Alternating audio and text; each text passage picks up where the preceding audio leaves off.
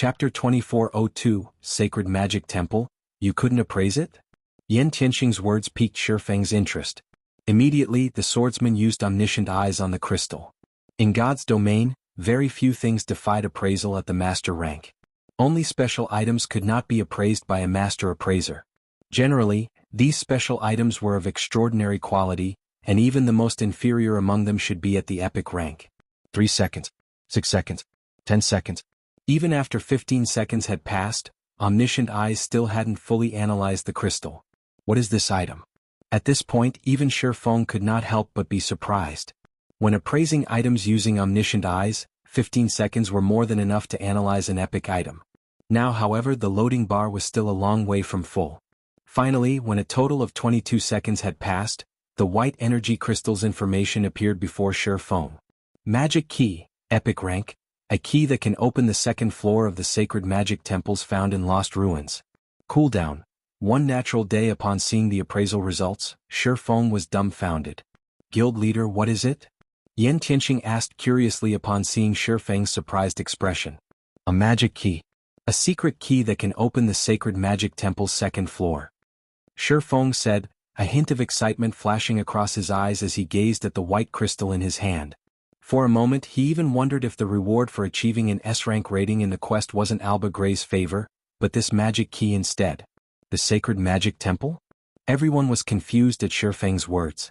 They could be considered very knowledgeable regarding God's domain, but this was the first time they had heard the term, Sacred Magic Temple. Judging by Shifeng's expression and manner of speaking, they concluded that it should be a very amazing place, yet they actually had never heard of it before. It's an excellent place to learn skills, spells, and magic arrays. The learning efficiency in the Sacred Magic Temple is at least double that in the outside world, Shifeng explained excitedly. The Sacred Magic Temple was a relic of ancient times, which normally only appeared in ancient ruins or lost towns. The location of the magic gate Shifeng was aiming for this time was one of these ancient ruins. This ancient ruin housed not only a magic gate that led to the Western continent but also a sacred magic temple. This sacred magic temple was another reason why the various superpowers had grown extremely envious of the dark power that ruled over the Demon Wolf Mountain range in his previous life. While inside the sacred magic temple, players could freely learn the information stored there so long they had access. The information contained within the sacred magic temple was generally related to skills, spells, and magic arrays used during ancient times. While this information was outdated, it was of great help to players. Since these skills, spells, and magic arrays were the original forms of present versions, studying them would allow players to improve their control over current skills, spells, and magic arrays significantly. Hence, the Sacred Magic Temple was a place many players sought to visit. Meanwhile, every Sacred Magic Temple had a total of 3 floors, with the quality and quantity of information stored within each subsequent floor superior to the previous one. However, seals restricted access to the upper floors. Decoding these seals was beyond even a Grandmaster magician. To enter these restricted floors, one needed to have the corresponding key to do so.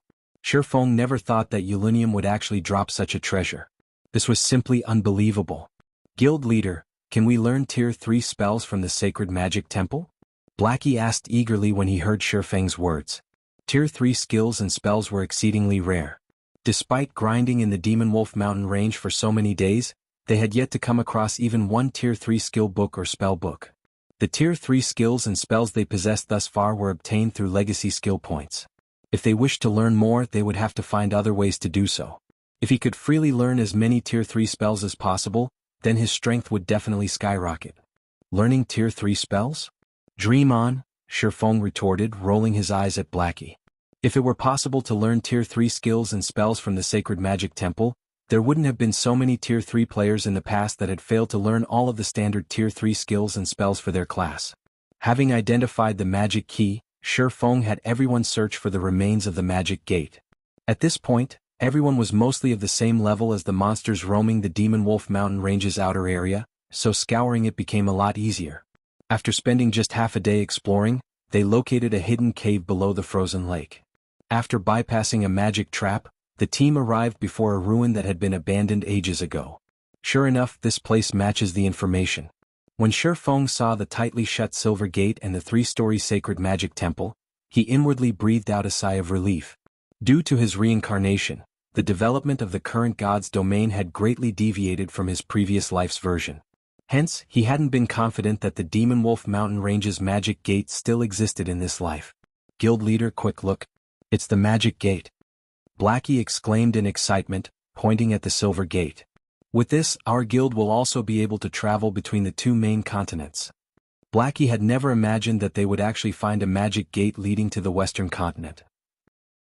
Moreover, even if he wasn't an expert in magic arrays, he could tell by the looks of the gate's shape and the magic arrays engraved on it that the gate was not a one-time use tool but one that allowed players to freely travel between the two main continents. Now that Zero Wing had access to the resources of both continents, there was no doubt that the guild would develop into a superpower. It seems the gate has been preserved quite well. The restrictions aren't that significant, Shifeng said calmly as he inspected the silver gate. In its current state, the magic gate before him could be used only once a week, and each use allowed up to 10 players to be teleported, with each person costing 2,000 magic crystals. Shifeng was relatively satisfied with this outcome. It was much better than some of the other magic gates he knew of that teleported only 3 to 5 people at a time. The only troublesome aspect about the gate before him was its long cooldown. However, now that he had activated the gate, he just needed to wait a few more days to travel to the western continent and start raking in a ton of resources and credits. After inspecting the magic gate, he shifted his sights to the sacred magic temple. During his previous life, despite having access only to the sacred magic temple's first floor, he had reaped a significant harvest, especially regarding his mana control and skill completion rate. Read latest chapters at Wuxia World. As for the sacred magic temple's second floor, all he had was hearsay. He had never personally visited it before. As for the third floor, he had never even heard of anyone reaching it, much less information about it. While everyone else was perusing the information available on the sacred magic temple's first floor, Shifeng went to access the second floor. He took out the magic key and started chanting the incantation.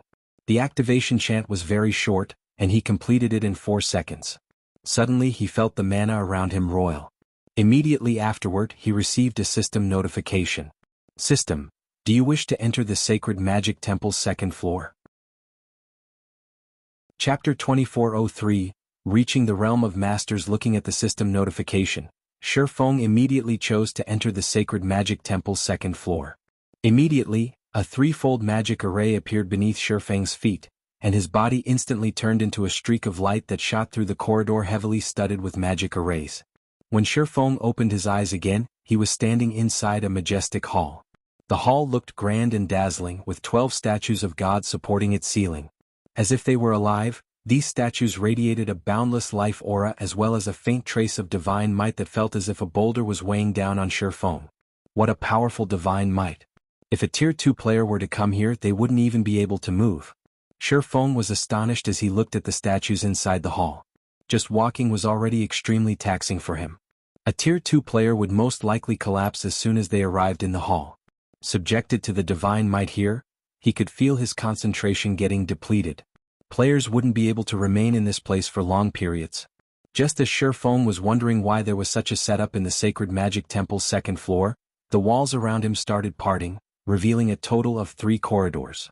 Every one of these corridors led toward a separate hall filled with various scrolls. At the center of each of these separate halls was a tome made entirely out of gold. Magic array designs. Shifeng's breathing accelerated when he saw the golden tomes. These magic array designs weren't just any ordinary designs but advanced magic array designs, something rarely found even in the various kingdoms and empires of God's domain. It should be known that even the Divine Beast's Descent magic array, one of Zero Wing's current trump cards, was only an intermediate magic array. An advanced magic array would be a treasure that could protect the guild from imminent peril. Meanwhile, based on the mana the golden tomes radiated, Shifeng was certain that they were advanced magic array designs.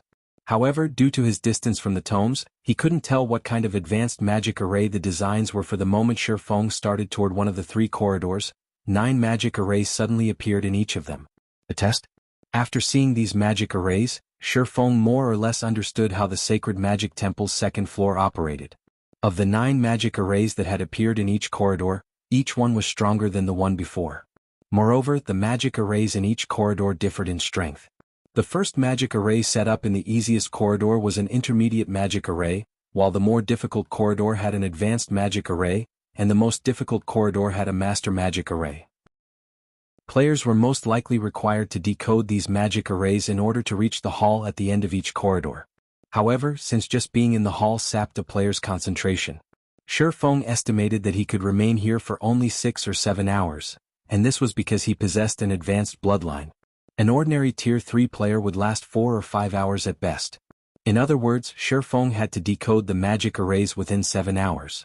Otherwise, he wouldn't be able to reach the hall at the end of the corridor.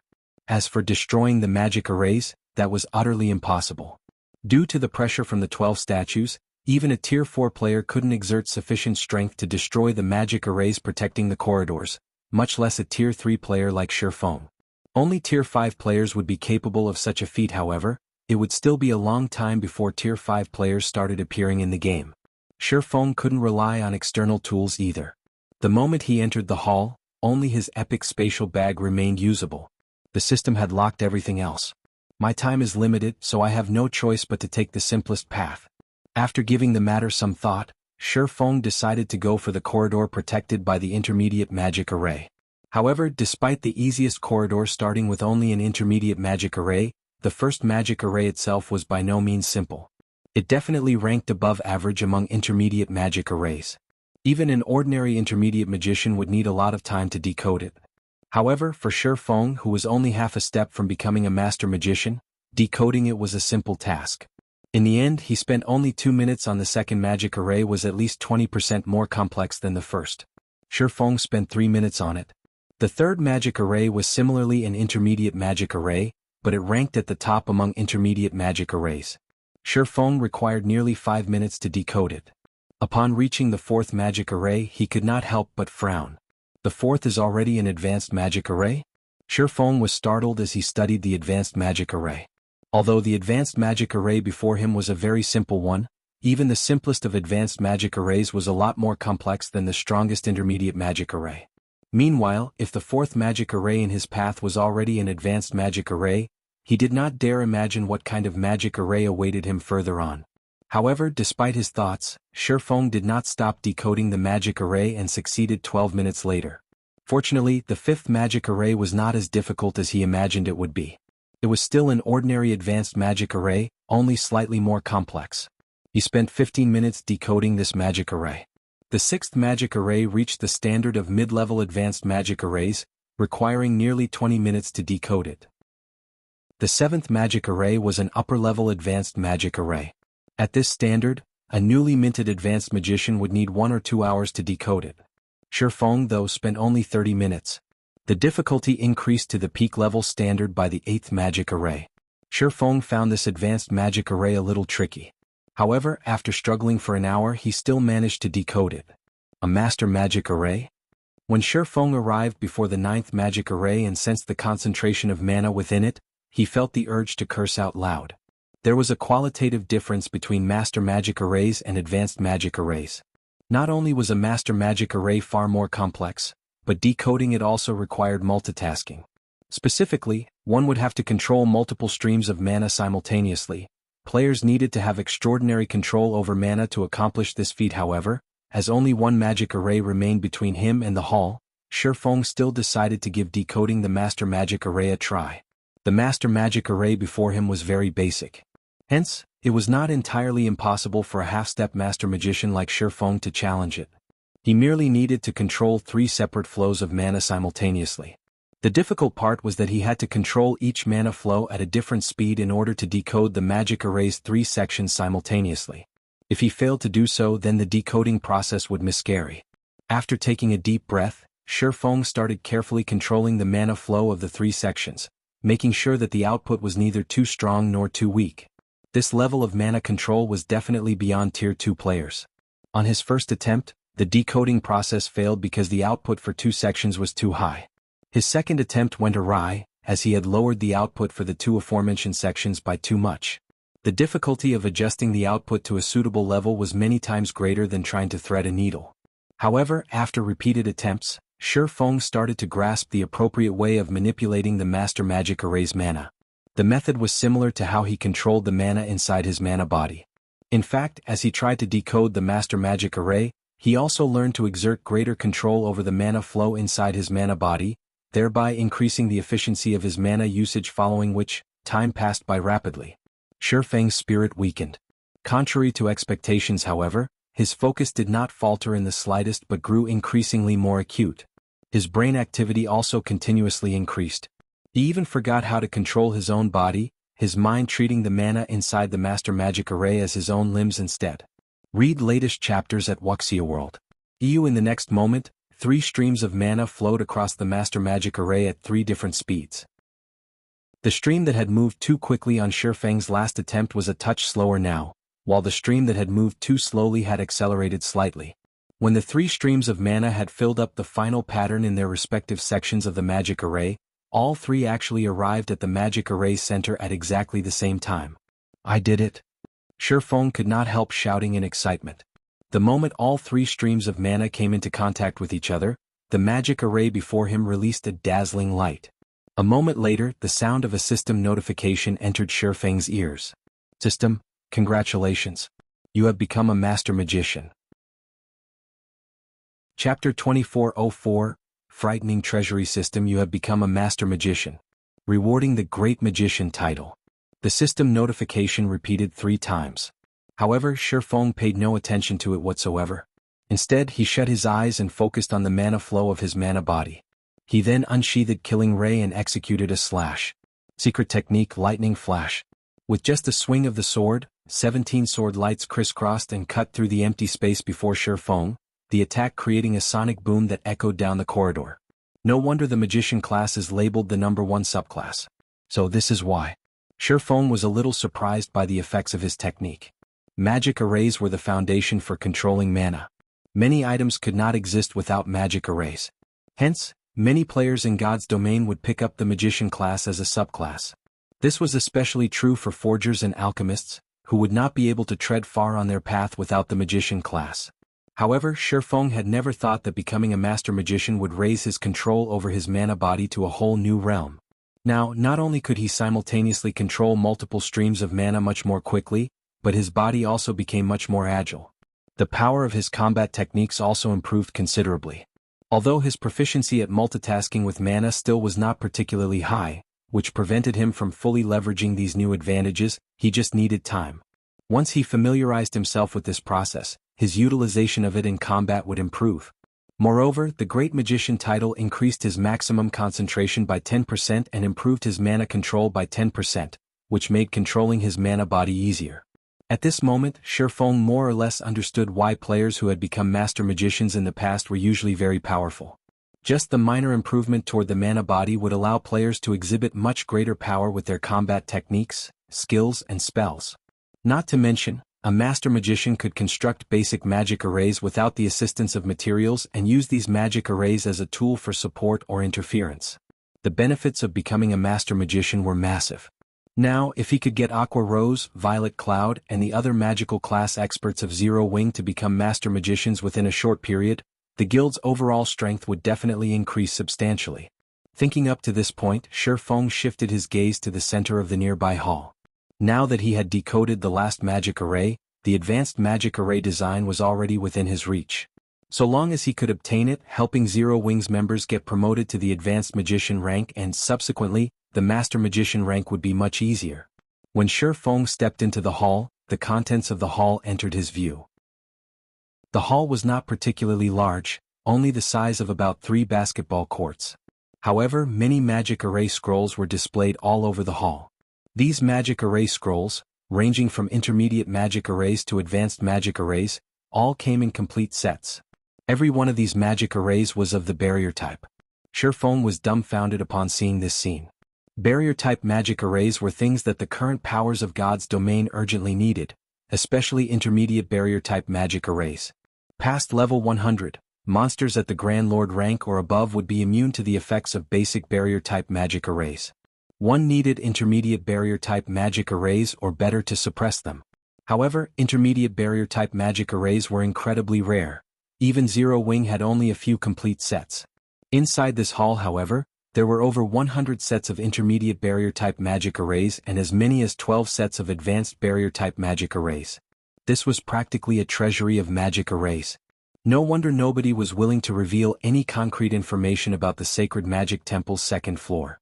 When Shifeng looked at the treasure trove before him, he understood why there had been so little information regarding the sacred magic temple's second floor in his previous life. One could make a fortune just selling the magic array scrolls here, since the various major powers were willing to pay over 1,000 gold to purchase a set of intermediate barrier-type magic arrays. After all, not all guilds possessed as many fine gold guards as Zero Wing did. Meanwhile, without the help of powerful personal guards, raiding a level 100+ Grand Lord was an extremely difficult and costly task. However, with the suppression effects of an intermediate barrier, the raid difficulty would instantly decrease by a large margin. The expert teams of guilds would then have the ability to raid level 100+ Grand Lords. With the scrolls for an intermediate barrier at hand, teams could also start exploring level 100 neutral maps much more boldly, as they no longer had to fear level 100+ Grand Lords. While Shifeng was thinking of sweeping these magic array scrolls into his bag, his gaze still drifted to the golden tome hovering in the middle of the hall.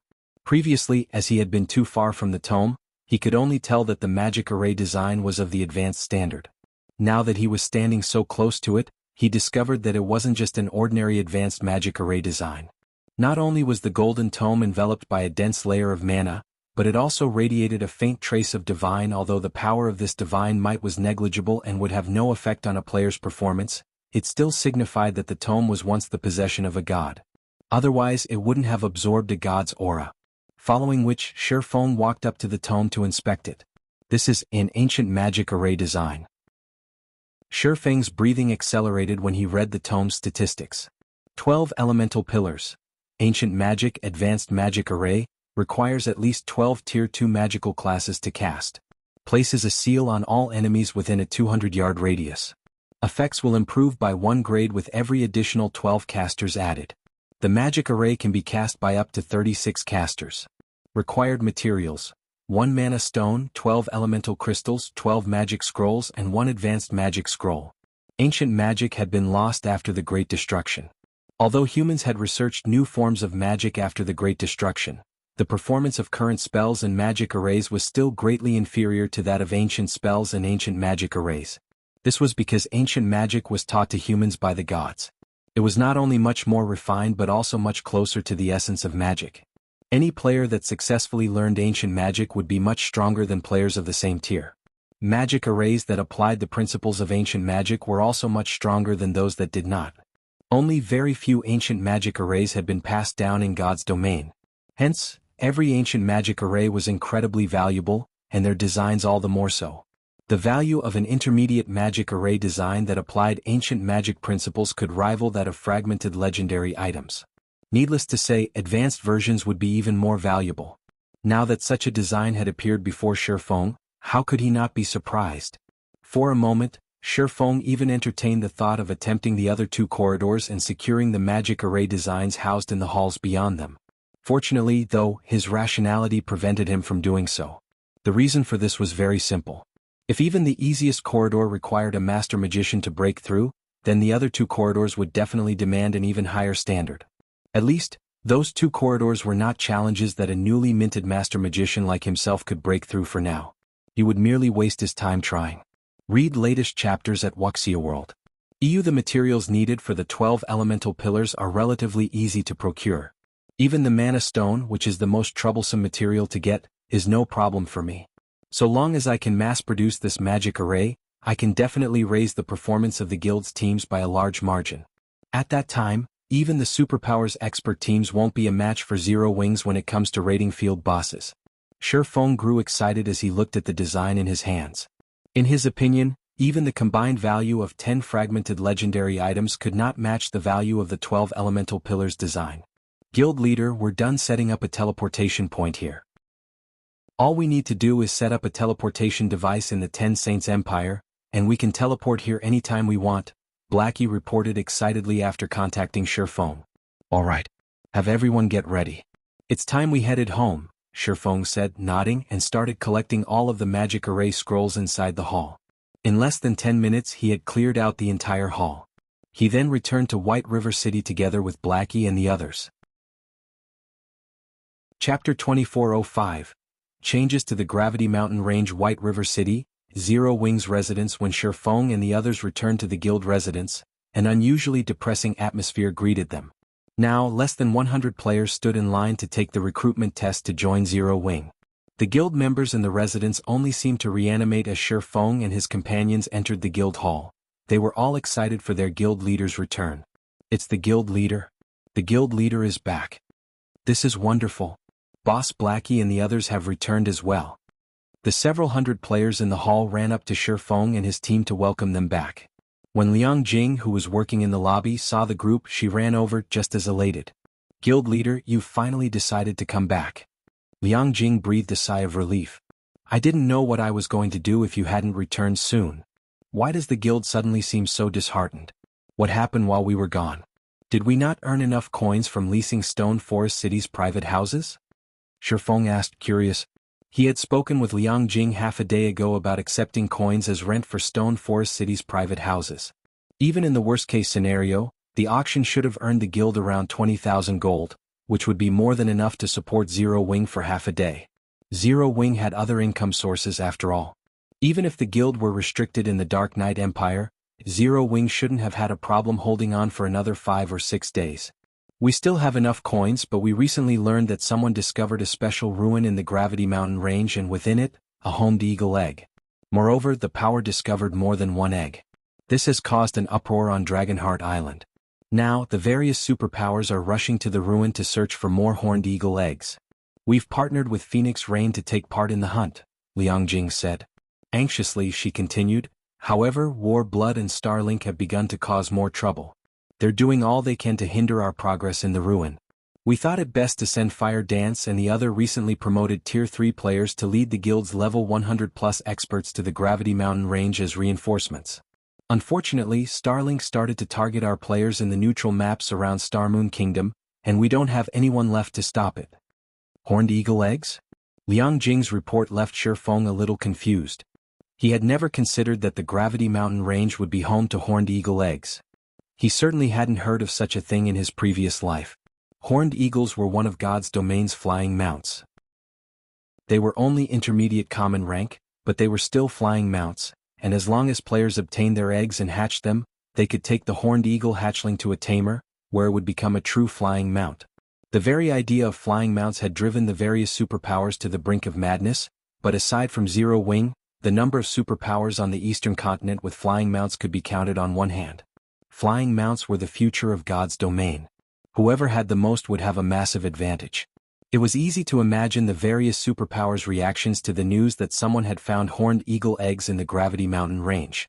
Meanwhile, to prevent Zero Wing from exploring the ruin, Starlink would do all it could to limit Zero Wing's movement to the Starmoon Kingdom.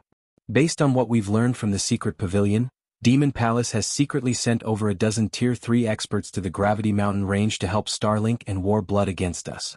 I'm afraid Fire Dance's group is in grave danger, Liang Jing said worriedly.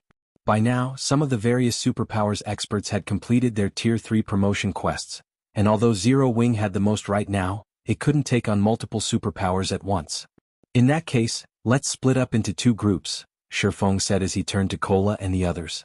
Kola, Turtledove, Shadow Sword, you 3 will follow me to the Gravity Mountain range. Tianxing, you'll lead the rest of the team to deal with those bastards hunting our players in the neutral maps nearby. It's too dangerous for just the 4 of you, guild leader. You should take more people with you.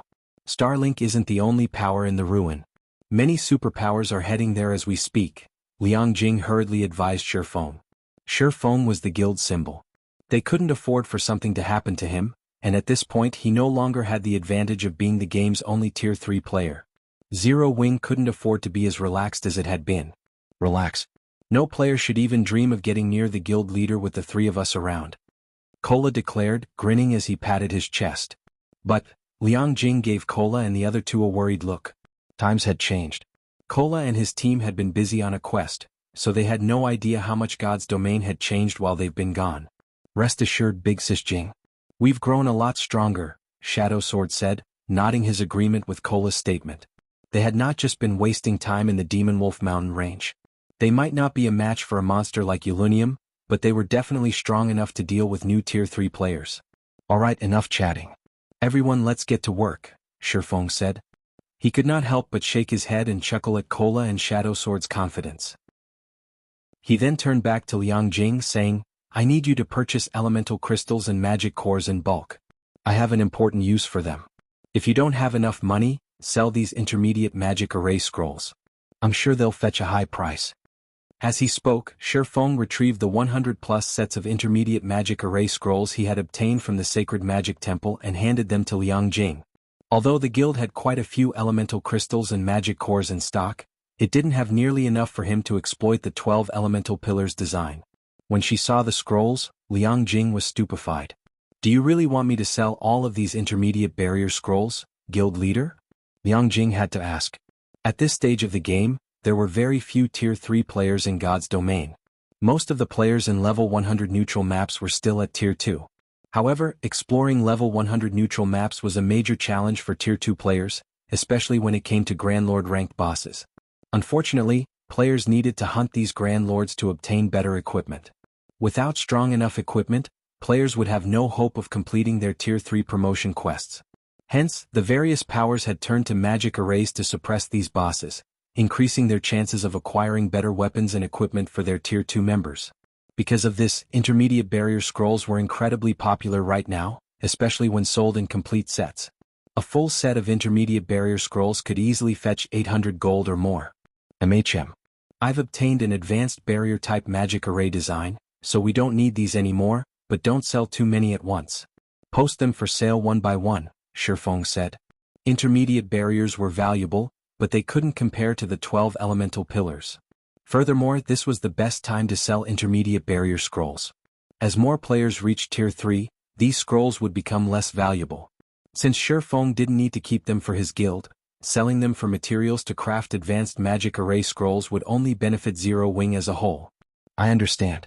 I'll start posting them in the various kingdoms and empires auction houses, Liang Jing said, her eyes glowing with excitement.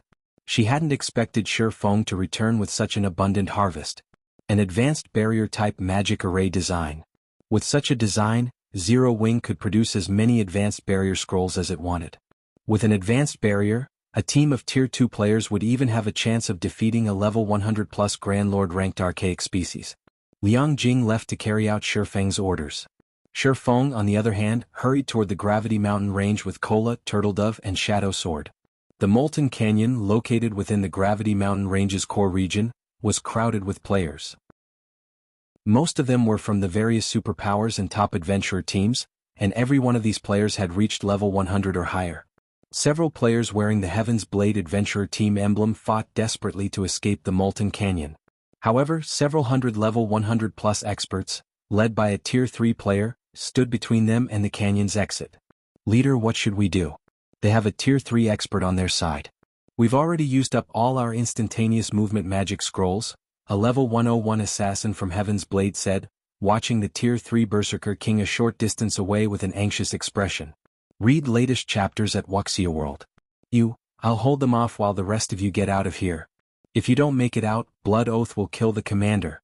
The level 102 female guardian knight leading the team growled through gritted teeth. We've sealed the area off already. Do you really believe you can escape? Even if you guys get past us, no one can save you.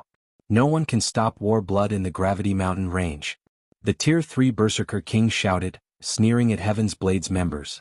The Heaven's Blade's players despaired. The Berserker King had only spoken the truth. The War Blood adventurer team had evolved. With the help of Starlink and Demon Palace, War Blood had become Dragonheart Island's #1 adventurer team. Even if they managed to break past War Blood's blockade and got far enough to ask for help, no one would help them. However, the moment the Berserker King finished his gloating, everyone in the area heard a deep voice. Is that so?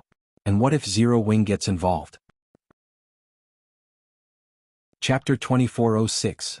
Shock as the question echoed throughout the canyon's exit, everyone fell silent.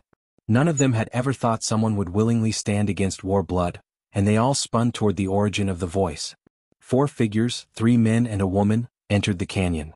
They had all hidden their information under black cloaks, and the group's leader, a man who looked to be around 30 years old, walked into the canyon as if he hadn't sensed the tense atmosphere surrounding the adventurer team groups. Zero Wing? 4 players? Are these people tired of living? Zero Wing's members must be insane. Shouldn't they be mindful of the time and place if they want to challenge Warblood? Warblood might be helpless against Zero Wing in the northern region, but we're in the Gravity Mountain Ranges southern region. More than half of Warblood's members are in the area. Players from various major powers were watching the situation at the canyon's exit, and they were surprised and confused as they watched 4 Zero Wing members interfere in the fight between Warblood and Heaven's Blade. Warblood's members might have been afraid of the declaration if this were taking place in the Gravity Mountain Ranges northern region. However, in the Molten Canyon, even the various superpowers had to consider their options carefully before provoking Warblood. Warblood was the official #1 adventurer team on Dragonheart Island after all. Even if Zero Wing's members were hellbent to poke their nose into the matter between Warblood and Heaven's Blade, they should at least compare the two sides' numbers. A total of 600 Warblood members blocked the canyon's exit, and every one of them was level 100 or higher. In contrast, Zero Wing had only sent 4 players to interfere. Zero Wing's audacity even rendered Heaven's Blade's members speechless, not to mention the spectators from the various major powers. Everyone thought Zero Wing was playing with fire. Although they were grateful that Zero Wing's members had stepped in, those 4 players really should have considered how outmatched they were before they had interrupted. You Zero Wing players sure are bold. You dare spout such nonsense before our team leader Remnant? You must be tired of living. A level 102 Tier 2 Ranger mocked, sneering at Shurfang's group. Their commander had long since ordered all of the adventurer team's members to kill any Zero Wing members on sight. Unfortunately, since Zero Wing held the northern fortress and could use return scrolls to teleport to it, Warblood's members had found their targets difficult to ambush in the fields. However, Warblood's team had sealed off the Molten Canyon. Not only was communication with the outside world impossible, but they had also rendered teleportation tools such as return scrolls unusable. Killing any Zero Wing members they encountered would be a piece of cake. Remnant, we are your targets. There's no need to involve outsiders. If you think you can take me, let's fight. I want to see how strong you've grown after becoming a Berserker King for myself. Cleansing Flame, the female Guardian Knight leading Heaven's Blade's team, shouted to Remnant Snow, the Berserker King leading Warblood's team. She knew that escape was no longer possible for her team. Aside from how badly outnumbered they were, Remnant Snow was more than powerful enough to annihilate her entire team. She had already witnessed the strength of Tier 3 players, and she knew that Tier 2 players had no hope against them. She was grateful that Zero Wing's members were so willing to help her, but she couldn't let them die for their good intentions. You actually think you qualify to challenge our leader to a one-on-one match, Flame? The level 102 ranger from Warblood disdainfully asked Cleansing Flame. You might be strong, but our leader has already reached Tier 3. Even your vice commanders would have to think twice before challenging him. There's only one way we'll let your team leave in peace. You just have to hand over all of your weapons and equipment. If you do, we might reconsider cursing you with double the death penalty and sending you all back to level 99. As the Tier 2 ranger ended his threat, the various major power spectators turned to Remnant Snow in awe. More players had begun to reach Tier 3, but most of them were peak experts from the various superpowers. Ordinary experts simply weren't strong enough to complete their Tier 3 promotion quest this soon. In fact, many players might never reach Tier 3. Tier 3 players were on an entirely different level compared to Tier 2 players. Even superpowers upper echelons had to treat Tier 3 players respectfully. Cleansing Flame might be one of the top-ranked team leaders from Heaven's Blade, but she doesn't qualify to challenge Remnant Snow. I wonder when I'll finally reach Tier 3 too? Reaching Tier 3 isn't so easy. Remnant Snow just got lucky. It's a pity that Cleansing Flame had chosen such a high difficulty for her promotion quest. If she had chosen a lower difficulty, she'd probably be a Tier 3 player right now. Cleansing Flame and those 4 Zero Wing members are dead for sure. Against a Tier 3 Berserker King, even a 100-man team of Tier 2 experts is nothing but cannon fodder. The various major powers experts couldn't help their rueful sighs as they watched Cleansing Flame and her team. Times had changed, and it was no longer the era of Tier 2 players. The time of quantity over quality had ended. This era belonged to Tier 3 players, and before them Tier 2 players were nothing. A Tier 3 expert could even take out Tier 2 Apex experts in just a few moves. As Cleansing Flame waited for Remnant Snow's reply, she noticed that the Berserker was staring at the leader of Zero Wing's small group with a foreboding look on his face. It piqued her curiosity. Is something wrong, leader? The Tier 2 ranger asked, giving Remnant Snow a strange look. Normally, Remnant Snow was quite outspoken. He had recently been promoted to team leader in Warblood, in addition to reaching Tier 3. He was now one of the candidates to become one of the adventurer team's new vice commanders. This was the prime of his life. Why else would he have been so arrogant in his exchange with Cleansing Flame? However, before the Tier 2 Ranger could continue, Remnant Snow pulled away from his team and approached Zero Wings players. Read latest chapters at Wuxia World. EU Zero Wings members are doomed now. It seems Remnant Snow intends to take care of those Zero Wing fools himself. The various major powers experts gave Shifeng's group pitying glances as Remnant Snow made his move. Cleansing Flame on the other hand paled. She wanted to stop the man, but with several hundred War Blood members in her way, rushing forward would accomplish nothing. Just as the spectators expected Remnant Snow to attack, the man in question expressed his respect for Shifeng as he reached Zero Wing's 4 players. Guild leader Black Flame, you jest. How could I show such disrespect to your request? We'll allow them to leave, Remnant Snow said. He then barked an order for War Blood's members to open a path for Cleansing Flame and her team to leave the Molten Canyon unhindered. Chapter 2407 Hidden Terror. When Remnant Snow commanded his team to give way, both the spectating experts and Heaven's Blades members were stupefied. What was going on? Had Remnant Snow hit his head at some point? Even War Blood's members gaped at Remnant Snow. They even wondered if this were some imposter. Why else would he show respect to Zero Wing's guild leader? War Blood had an irreconcilable feud with Zero Wing, and the two organizations frequently clashed in the Gravity Mountain range. Although Zero Wing's guild leader was a Tier 3 player, Remnant Snow was a Tier 3 Berserker King. He shouldn't have any reason to treat Shifeng respectfully. Not a single player watching the scene could understand why Remnant Snow behaved as he did. Are you deaf? Why aren't you moving? Remnant Snow snarled as his team members stared at him. Seeing his rage, War Blood's members followed their orders and opened a path for Cleansing Flame's team, regardless of how confused they were. When the watching experts saw this, they were utterly flabbergasted. At first, they had wondered if they had misheard Remnant Snow, but after watching War Blood's members move aside and let Cleansing Flame's team pass, they had to accept the odd situation as fact. I'll thank you in their place then, Team Leader Remnant. I still have other matters to deal with, so I'll be heading out, Shifeng said. Remnant Snow's behavior had surprised him too, but since the man had taken a step back, it'd be in poor taste if Shifeng escalated the situation. Thus, he decided to continue on his way into the Molten Canyon after a polite response. Remnant Snow couldn't help but breathe a deep sigh of relief as he watched Shifeng's group walk off. Others might not realize how powerful Shifeng was, but he had experienced the swordsman's astonishing might for himself. Shifeng had caused a huge scene on Tranquil Mine Island even before he had reached Tier 3. He had then slain Blood Oath, who had been protected by several of his bodyguards and one of the adventurer team's vice commanders, within the Dragon Phoenix Pavilion's residence. And yet, Shifeng had still slain Blood Oath. The swordsman was inhumanly strong. Now that Shifeng had reached Tier 3, he had undoubtedly become even more terrifying. Remnant Snow had no wish to provoke such a monster. Even among Tier 3 players there were still differences. Reaching Tier 3 did not grant invincibility. Are we really letting them go, leader? The higher-ups have made it clear that we are under no circumstances allowed to let Cleansing Flame's team leave the Molten Canyon, the Tier 2 Ranger whispered to his team leader. Even if Black Flame is Tier 3, there are plenty of us here and we have a battle array. Do we really have to fear Black Flame? Tier 3 players were powerful, but that did not mean that Tier 2 players had no way to retaliate. Even if they couldn't defeat a Tier 3 expert, they could put up a good fight with their 100-man large-scale battle array. If Remnant Snow joined the fray, it wouldn't be impossible to defeat Shifeng. Yet, Remnant Snow had ordered them to allow Cleansing Flame's team to leave without a fight. War Blood's upper echelons definitely wouldn't tolerate this insubordination. That is true.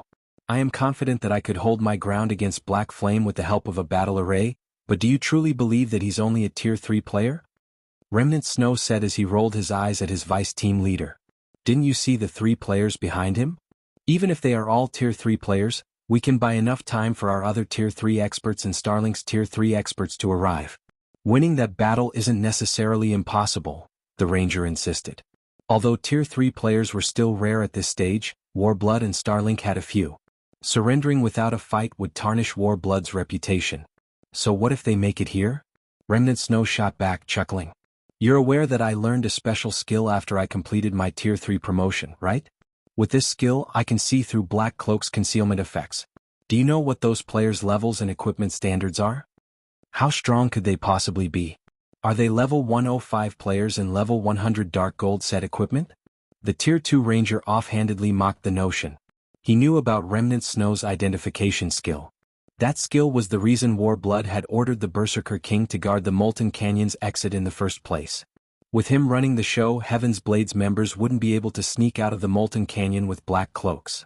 At this point, Tier 3 experts' equipment standards weren't much higher than Tier 2 players.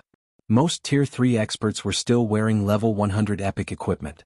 A player would only have a distinct advantage if they equipped level 100 dark gold set equipment, but obtaining that kind of equipment was nigh impossible for current players. More experts were reaching Tier 3, but not a single power had enough Tier 3 players to raid level 100 team dungeons, and because of that, obtaining level 100 plus top-tier equipment was still extremely difficult. Players could grind level 100 plus Grand Lords, but the best equipment those field bosses would drop would be fine gold rank. Bingo, Remnant Snow said, chuckling. Not only have they reached level 105, but they're even wearing dark gold set equipment. Level 105? Level 100 dark gold set equipment? How is that possible? The Tier 2 Ranger exclaimed, astonished. Level 100 dark gold set equipment? Shaking his head, Remnant Snow revealed an envious expression as he said, they're not wearing level 100 dark gold set equipment. They're wearing level 105 dark gold set equipment. Impossible. How can they have possibly acquired such items? Stupefied, the Ranger refused to believe his leader's claim. Obtaining level 100 dark gold set equipment was an unbelievable feat at the moment, and obtaining level 105 dark gold set equipment was an utter joke. Yet, that was what Remnant Snow had seen after using his special identification skill, so it must be absolute truth. Furthermore, the Ranger had no reason to doubt his leader. Remnant Snow was fighting to become a vice commander. He wouldn't benefit in the least from iFlame's team go. As Remnant Snow had said, even if Warblood and Starlink sent Tier 3 experts as reinforcements, they'd be nothing but a joke against those 4 Zero-Wing members. Why else would I have let Cleansing Flame's team leave without a fuss? Remnant Snow asked, rolling his eyes. As he stared at Shurfang's departing figure, a trace of fear flashed in his eyes. There was one bit of information he hadn't revealed, the fact that he hadn't gleaned the slightest detail regarding Shurfang. When he had stood before the swordsman, it had felt as if he were trying to stare down a Tyrannosaurus Rex. Honestly, the Tier 2 Rangers silently celebrated his leader's wisdom. Had they started a fight with those players, they all would have died. As Shurfang's group passed, delving deeper into the Molten Canyon unhindered, the various experts in the area gaped in shock. Leader, is Zero-Wing's Black Flame really that powerful of a player? Remnant Snow actually stepped aside out of respect for him, the level 101 female cleric beside Cleansing Flame asked, confused and stunned. Even the various superpowers feared Tier 3 players, yet Remnant Snow had conceded after a few words from Shurfang. It was utterly unbelievable. I don't know exactly how powerful Guild Leader Black Flame is, but I know that this is an opportunity for us, Cleansing Flame said, excitement flashing in her eyes after seeing Remnant Snow's extraordinarily respectful display before Shurfang. She immediately tried to catch up with the small Zero-Wing group. None of Heaven's Blades members knew what she was up to. Guild Leader Black Flame, I am Cleansing Flame, one of Heaven's Blades team leaders. Thank you for saving us. If you hadn't come along, we would have died here, Cleansing Flame sincerely thanked Shurfang. It was just a small effort on my part. There's no need to be so polite, Team Leader Flame, Shurfang said. Read latest chapters at Wuxia World. Shurfang hadn't intended to save Cleansing Flame's team. He had just wanted to spoil Warblood's fun. He had hoped that Remnant Snow would attack him, and he could use the chance to wipe out some of Warblood's members. He certainly hadn't expected the Berserker King to concede. It had left him with no choice but to abandon his original plan. Guild Leader Black Flame, may I request your help in saving our trapped commander? If you're willing to save our commander and her team, Heaven's Blade will offer this item as compensation, Cleansing Flame said as she revealed an ancient, withered tree branch. The branch didn't look like anything special, but it radiated a timeless aura. Moreover, it contained a powerful life force. The Tree of Life. When he saw that special tree branch, Shurfang couldn't help his shock. Chapter 2408 Elven Race's Divine Artifact. You really are amazing, Guild Leader Black Flame. You recognized it at a glance, Cleansing Flame praised the swordsman, a little surprised when Shurfang identified the tree branch. Heaven's Blade had tried all sorts of methods to appraise the branch but failed to learn anything. In the end, they had only discovered the tree branch's identity after using an ancient appraisal scroll.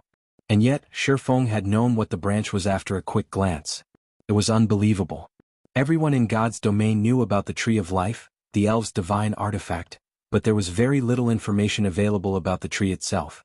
The most the average player knew about the Tree of Life was that it produced the Fruit of Life. The Fruit of Life was a sacred item that could resurrect NPCs, as well as a treasure that could drastically improve a living creature's potentials. Even kings and emperors coveted the Fruit of Life. It's no wonder why Warblood is out to get you and willing to go as far as to seal off the Molten Canyon. Shifeng realized what the previous encounter had been about when he saw the tree branch in Cleansing Flame's hand. That's right. Warblood found out about the tree branch and is doing everything it can to target us in the ancient ruin. Unfortunately, our commander is still trapped in the ruin, and we aren't strong enough to save her, Cleansing Flame said, clenching her teeth. However, that branch isn't one of the Tree of Life's main branches, just a side branch, Shifeng calmly deduced. Moreover, I'm guessing that you have more than 2 or 3 side branches on your hands. I suspect you also have a main branch. How did you know? Cleansing Flame was flabbergasted. Only a handful of people in Heaven's Blade knew how many branches the adventurer team had and what kind they were. Although the Tree of Life's branches are precious, they're not valuable enough to push Warblood to such drastic measures. Besides, your willingness to offer a side branch as payment tells me that you have many more, Shifeng explained. At this point, no player in God's domain knew more about the Tree of Life than Shifeng. The Tree of Life's side branches were valuable treasures, each worth multiple pieces of level 100 plus epic equipment. These side branches could be cultivated to grow into a Tree of Life, and as long as they did, it would produce Water of Life. The tree wouldn't produce much Water of Life, and it would take a long time, but the liquid was immensely valuable. It was, after all, one of the few items in God's domain that could resurrect an NPC. It was even effective on Tier 5 NPCs. However, cultivating a Tree of Life from a side branch wasn't easy, not to mention producing Water of Life. One would need to sacrifice astronomical resources to accomplish the feat. Even if Warblood wanted the side branch, it wouldn't be desperate enough to seal off the Molten Canyon to get it. The only explanation was that Heaven's Blade had acquired one of the Tree of Life's main branches. The main branches were extraordinary and even more valuable than ordinary legendary items. As long as one cultivated a Tree of Life from a main branch, the tree would be capable of producing Fruit of Life. Fruits of Life were just as valuable as fragmented legendary items. Thus, it was easy to imagine how valuable a Tree of Life, which could produce an endless supply of the fruit, would be. Even super guilds would sacrifice everything to get their hands on a main branch. Hearing Shifeng's explanation, realization dawned on Cleansing Flame. Shifeng's deduction was correct. Warblood had discovered that Heaven's Blade had a main branch from the Tree of Life, which was why it so furiously targeted Heaven's Blade. With no other choice, her commander, Zwei, had sent her with the side branch to find outside help. These branches weren't ordinary items and they were guaranteed to drop on death. Her commander wouldn't have been in such a precarious position otherwise. If you're hoping that Zero Wing will save your commander just for a side branch, I'm afraid that I have to refuse. I'm sure you're aware of how crazy and powerful Warblood is, not to mention its partnership with Starlink. I doubt any superpower would be willing to offend Warblood. Even if you offered me 2 or 3 side branches, I'd have to refuse, Shifeng told Cleansing Flame with a serious look. However, it's not impossible to afford Zero Wing's help. We want one of the main branches. That's the bottom line to purchase Zero Wing's help in rescuing your commander. He did not particularly care about the Tree of Life's side branches. He could easily find replacements for the Water of Life. The main branch, however, was a different story. Not only could the main branch provide fruits of life, but it could also yield nuclei of life. The nucleus of life was one of the required materials to produce the broken steel set equipment. It was also the most difficult material to acquire. If he could secure a source of nuclei of life, he could forge his class set equipment. An epic class-specific set equipment. Even during his previous life, very few of the various superpowers experts had obtained epic set equipment. Most had only worn an assortment of epic equipment. With the broken steel set equipment, he could roam through the truly dangerous areas of God's domain and hunt down the 3 remaining fragments of Solomon's sword. With his current strength, he only had a 10% chance of surviving in these locations, and that was only because he had the disintegration armor, which could temporarily elevate him into a Tier 4 Sword Emperor. Without the disintegration armor, he had no chance of surviving whatsoever. Only an epic set equipment could increase his survival chances. Only the extremely lucky could find enough fragmented legendary items for the task, and he couldn't afford to rely on luck. A main branch. Cleansing Flame hesitated after hearing Shifeng's demand. As a mere team leader, she didn't have the authority to make that decision. Heaven's Blade had only secured one main branch, and if they gave it to Zero Wing, the adventurer team would suffer a huge loss. Furthermore, protecting the main branch in their possession was the very reason that her commander was struggling so desperately. She would have already offered the side branches to appease war blood otherwise. Read latest chapters at Wuxia World. However, Cleansing Flame couldn't deny what Shifeng had said.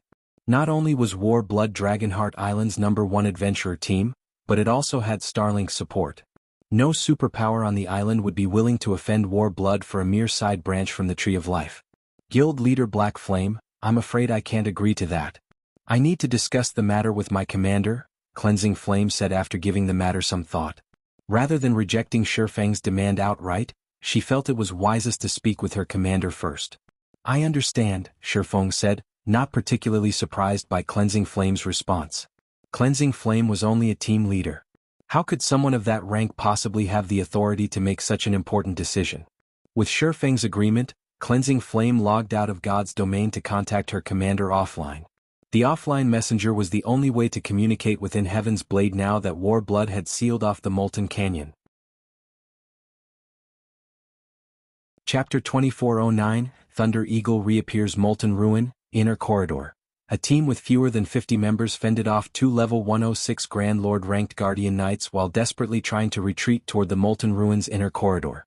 Although the team had so few members, as many as 8 of them were Tier 3 experts, including the female Guardian Knight that stood 1.9 meters tall and single-handedly held her ground against the 2 Grand Lords. She wore black and white runic armor, carried a shield engraved with dark runes in one hand, and wielded a two-handed sword in the other. This female Guardian Knight's outstanding performance was the only reason that the other Tier 3 players on the team could focus on stopping the dozen or so Great Lord-ranked mechanical puppets, allowing the rest of the team to pull back safely. The Guardian Knight was none other than Zwei, Heaven's Blade's famous commander and the very soul of the adventurer team. Suddenly, a level 101 Tier 3 assassin appeared beside Zwei, reporting, "Commander, I've just received an offline message from Cleansing Flame. She says that she ran into Zero Wing's guild leader, Black Flame. After negotiations, Black Flame stated that his price for rescuing us is one of the Tree of Life's main branches." The team members fell silent when they heard the assassin's statement. What a big appetite, a level 102 Tier 3 berserker snarled. We're fighting so desperately to survive in the main corridor to protect the main branch, yet Zero Wing wants it in exchange for saving us? If we just give it to Zero Wing, we'll have wasted all of our efforts. That's right. We might as well offer it to War Blood or some other superpower. At least they'll have a better chance of saving us, a Tier 3 elementalist said, nodding in agreement. The rest of the team expressed their disapproval as well. They had gone to great lengths to protect the main branch. There was no way they'd hand it over to Zero Wing. If they had to give it away in exchange for their safety, they'd be better off making a trade with a true superpower. They'd be far more confident of a superpower saving them than Zero Wing. Shadow, what do you think of this? Zwei asked the Tier 3 assassin next to her. When she spoke, Zwei's voice sounded sacred, and the entire team quieted down. Everyone perked up and waited to hear their vice commander's opinion on the matter. I'm afraid that keeping the Tree of Life's main branch will be too much of a challenge for us, Commander, and the side branches aren't nearly attractive enough to the various superpowers. No one will offend War Blood for a few side branches, Divine Shadow, the Tier 3 assassin, said. However, I think we'll have more options if we use the main branch as a bargaining chip. What do you suggest we do? Zwei asked calmly. We definitely cannot allow War Blood to benefit from our work. Zero Wing's help is negligible as well, and we can't rely on most superpowers. I've just received an offline message from 13 Thrones. I don't know how they found out, but they know we have the Tree of Life's main branch. They're willing to help us. Not only will they send reinforcements to get us out of here, but they'll also provide protection and conveniences on Dragonheart Island in the future as long as we give them the main branch, Divine Shadow said. No one was happy with it, but they understood Divine Shadow's reasoning. The Molten Ruin was extremely dangerous. Although Dragonheart Island's various superpowers were here to find horned eagle eggs, Most of them couldn't get past the ruin's outer region. Very few superpowers were strong enough to explore the inner region. Heaven's Blade's team had only managed to make it that far by relying on special means. Although Zero Wing's peak combatants were no weaker than those from the various superpowers, if the superpowers couldn't set foot in the inner region, Zero Wing's experts wouldn't be able to either. 13 Thrones was their only reliable option now. After listening to her vice commander's view, Zwei fell silent as she considered her options. Her team waited silently for her decision, but they wouldn't hesitate to follow their commander's orders, regardless of what she decided. "Alright, let's go with your suggestion," Zwei said. "I'll notify 13 Thrones then," Divine Shadow said as he prepared to back out of the game. "Notify Cleansing Flame as well. Tell her that if Zero Wing can reach us first, Heaven's Blade will offer Zero Wing the main branch." "Tell 13 Thrones the same thing," Zwei said after giving the matter some thought. "Understood."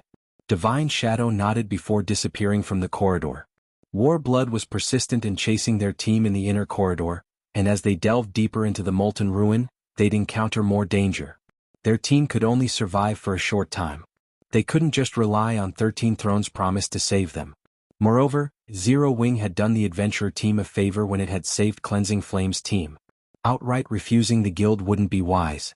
Although Zero Wing had a slim chance of reaching their team, at least it had a chance to compete against 13 Thrones with equal conditions.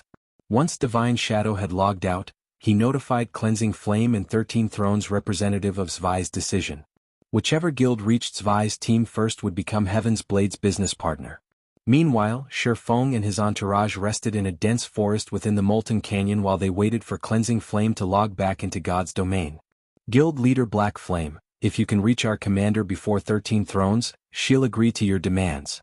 I hope you can understand," Cleansing Flame apologized after returning to the game. Naturally, 13 Thrones had more members in the Molten Ruin than Zero Wing. The superpower had long since dispatched a large force of experts to the ruin to search for homed eagle eggs. In fact, it had been the first guild to send experts into the Molten Ruin's inner region. Ordinary expert teams had no place in the Molten Ruin's inner region. Even with more than 20 Tier 3 experts leading its team, 13 Thrones had taken nearly 3 hours to reach the inner corridor. The monsters that guarded the path to the inner region were immensely powerful, and ordinary superpowers were utterly powerless against them. Heaven's Blade's team had only reached the inner region by relying on special means. In contrast to 13 Thrones' team, which was already in the area, Zero Wing's main force hadn't even gathered in the Molten Canyon yet. By the time the team arrived, 13 Thrones would have secured her commander's team. Shifeng had saved her team, but Cleansing Flame knew she couldn't change her commander's mind.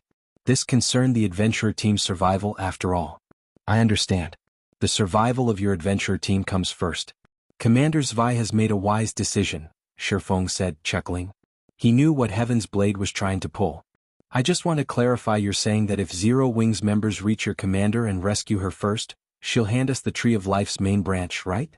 "I believe that's the case." The question confused Cleansing Flame a little, but she nodded after finding no flaws in Shifeng's statement. "That will make things simple," Shifeng said, smiling. "Would you be willing to sign a contract with Zero Wing regarding this matter? Read latest chapters at Wuxia World. Use simple?" Cleansing Flame was even more confused, but she agreed to sign the contract. Her commander had already agreed to the conditions, and there was no harm in her representing her commander and adventurer team on the contract. Cleansing Flame and Shifeng signed a contract while one of her subordinates reported back to Heaven's Blade's commander. "Since that's taken care of, let's go," Shifeng said, satisfied with the contract. "Go? Go where?" "To save your commander, of course," Shifeng said, smiling.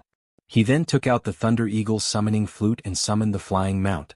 A gigantic eagle with a wingspan of over 20 meters appeared above the forest with a deafening screech that echoed throughout the Molten Canyon. Chapter 24:10 Rescue Team? The surrounding players immediately noticed the Thunder Eagle's appearance. A flying mount. What a powerful flying mount. Based on its aura, it's as strong as a level 100 Great Lord. Too cool. When will I get to ride a flying mount like that? The various major powers fell into a heated discussion when they noticed the Thunder Eagle, visibly envious. If not for the fact that summoning flutes occupied a bag space and had an abysmally low chance of dropping, they would have charged forth to try to steal the flying mount. "So, this is the rumored Thunder Eagle?" Cleansing Flame stared at the massive bird of prey as it descended.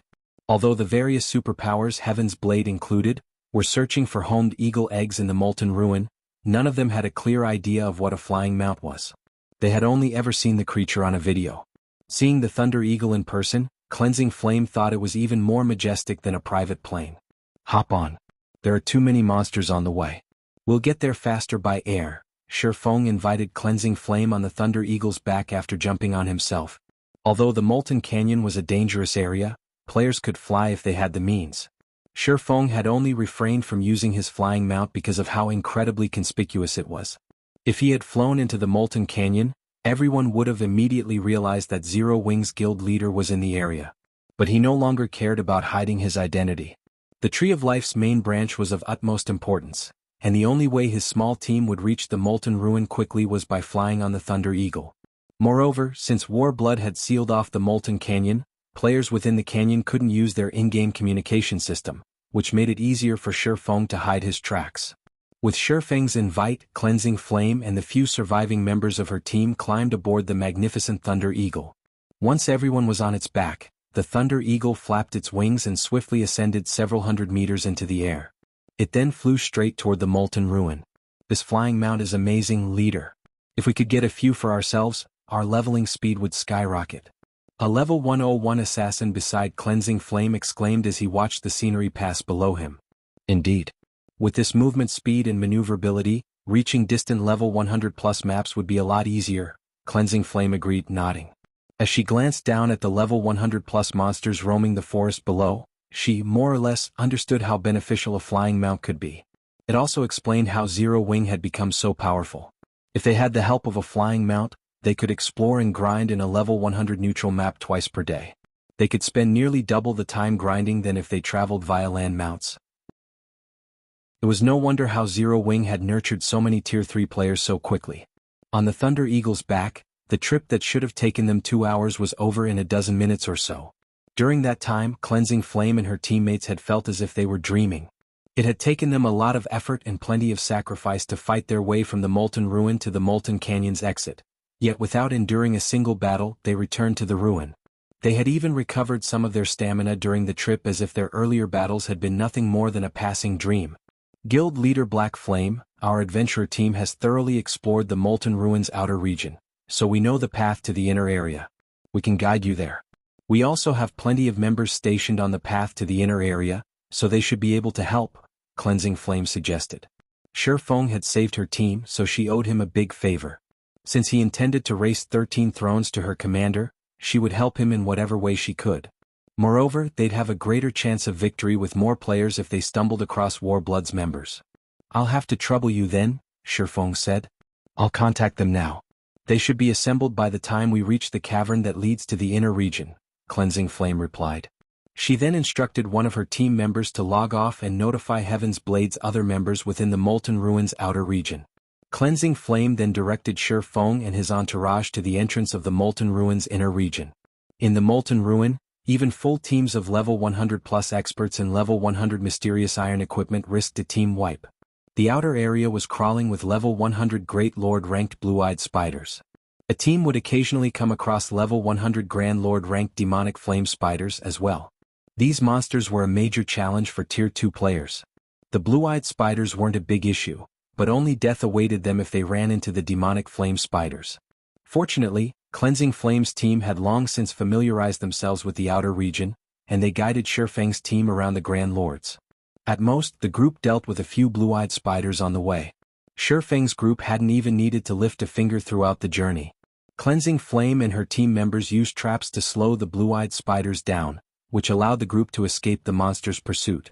After just half an hour, Shifeng and the others arrived in a town-sized cavern. Azure crystals decorated the cavern ceiling, radiating a blinding light that illuminated the cavern. A steel tunnel that was more than a dozen meters across led out of one corner of the cavern. A frightening aura seeped from the tunnel, and Shifeng and his companions could even sense it from several hundred yards away. The aura was extraordinary. A Tier 1 player wouldn't even be able to approach the tunnel, and Tier 2 players would feel extremely uncomfortable as they got near, with the aura partially restricting their movements. However, quite a few players had gathered at the mouth of the tunnel. Feng counted more than 10,000 players with a rough glance, all of which were from the various superpowers expert teams. These players were high-leveled and well-equipped. Quite a few of them were even peak experts, wearing multiple pieces of epic equipment. Feng also spotted several dozen Tier 3 experts. Among the players, Feng noticed a team wearing capes with Heaven's Blade's emblem. The team wasn't particularly large, with only a little over 100 members, but their equipment standards were very high. Many of the team members were experts in level 100 secret silver equipment. The team was also one of the more eye-catching groups standing near the tunnel.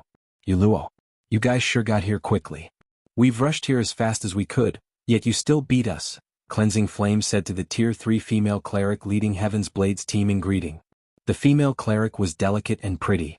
Although she had a small frame and looked harmless, none of Heaven's Blade's experts dared to look down on her. Rather, traces of fear and reverence flashed in their eyes when they looked at her. You're finally here. If you'd taken any longer, I would have challenged the path already, the female cleric named Yuluo said cheerfully when she saw Cleansing Flame. Read latest chapters at Wuxia World. You guild leader Black Flame, let me introduce you. This is Yuluo, Heaven's Blade's chief cleric. She is one of the top 5 clerics on Dragonheart Island, Cleansing Flame introduced. Yuluo, this is guild leader Black Flame. Guild leader Black Flame is amazing. He even convinced Remnant Snow to spare us with just a few words. Greetings, guild leader Black Flame, Yuluo said. After hearing Cleansing Flame's introduction, she gave Feng a careful, evaluating look. A moment passed and she got straight to the point, asking, May I know when your team will arrive? Our commander's situation isn't looking good. I'm not sure how much longer they can evade Warblood's pursuit. I'd like to move out as soon as possible. In consideration for the team in the Molten Ruins outer region, Zwei had instructed Yuluo to remain in that area. As a result, Yuluo hadn't been able to help her comrades when Warblood's experts had attacked. If the inner corridor hadn't been so dangerous, even for the various superpowers' main forces, she would have long since rushed to her commander's aid. Commander's aid. My team's here already. We can get moving when you're ready. Chapter 24:11 Commotion at the Molten Ruin. Feng's statement stunned Heaven's Blade's members. Even Cleansing Flame and her team, who had led Feng to the cavern, stared at him in shock, not to mention Yuluo and her people. The passage to the Molten Ruins inner area was incredibly dangerous. Even superpowers sent teams of several hundred main force members to ensure the teams survived the path, and their survival still wasn't certain. The superpowers teams that had made it through the path had merely gotten lucky. Cleansing Flame had assumed Feng must have notified Zero Wings members within the Molten Ruin to join them. She had never thought that he intended to enter the ruin's inner region with just his 3 companions. It was utterly insane. Do you know how dangerous this passage is, guild leader Black Flame? Yuluo asked after taking a moment to calm down. Seeing his serious expression, she continued, even the superpowers teams, which have 400 main force members, have less than a 50% chance of surviving the trip through the passage. If you really intend to go in there with just 4 people, I'm afraid that I cannot accompany you.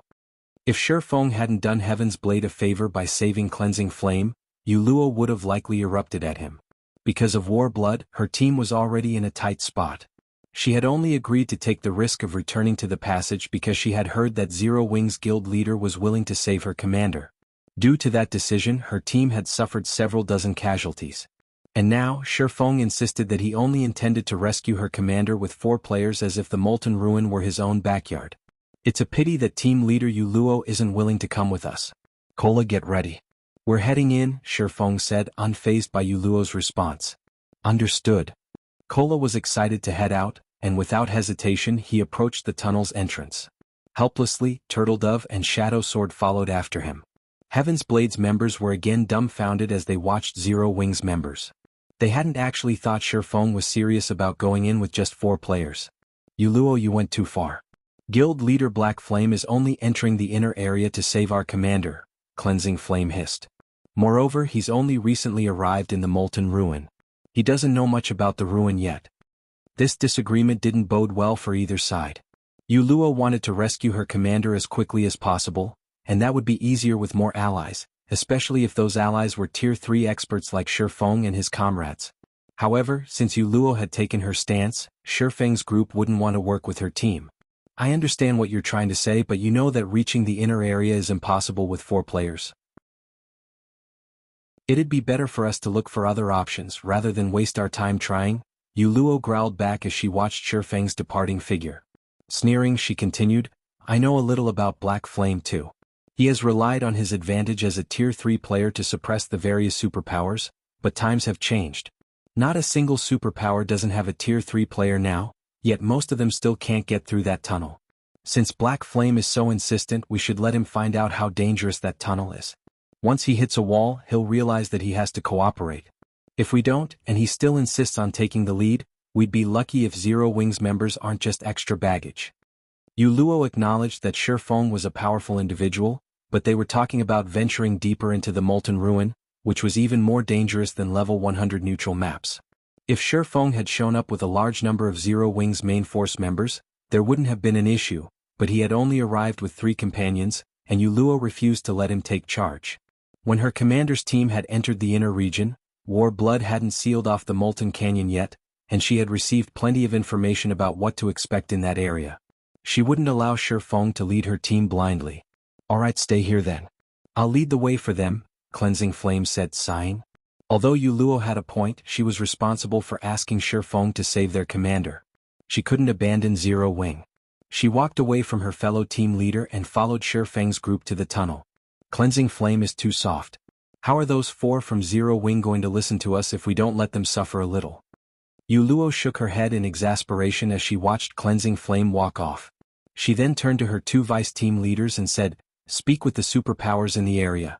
Tell them that Heaven's Blade will offer information about the passage, and we're willing to work with them to get to the inner corridor. Yu Luo had no hopes for Zero Wing's 4 players. As far as she was concerned, their only hope for reaching their commander was to cooperate with the other superpowers in the cavern. She'd let Shifeng know how laughable his 4-man rescue attempt was. Having received their orders, Yu Luo's 2 vice team leaders got to work and began to speak with other superpowers. Meanwhile, a team of several hundred players emerged from the tunnel, and they were all in miserable shape. What? Even the Flamehammer Adventurer team failed. The players waiting outside of the passage began to despair when they saw the players return to the cavern. Flamehammer was the 3rd-ranked adventurer team on Dragonheart Island, and it had sent 14 of its Tier 3 players to fight through the passage, yet even their powerful team had failed to reach the inner corridor.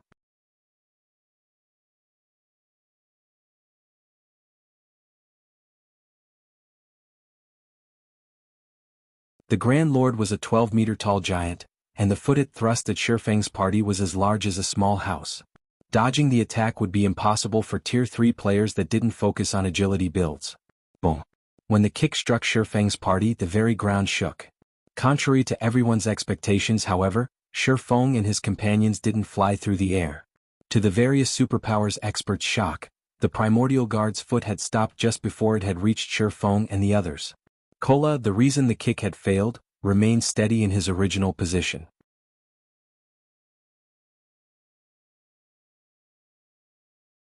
Chapter 24:12 Frostwolf sets might. This. Impossible. Is that Guardian Knight a monster? Who are they? Not even Zwei Heaven's Blade's strongest MT, is that powerful.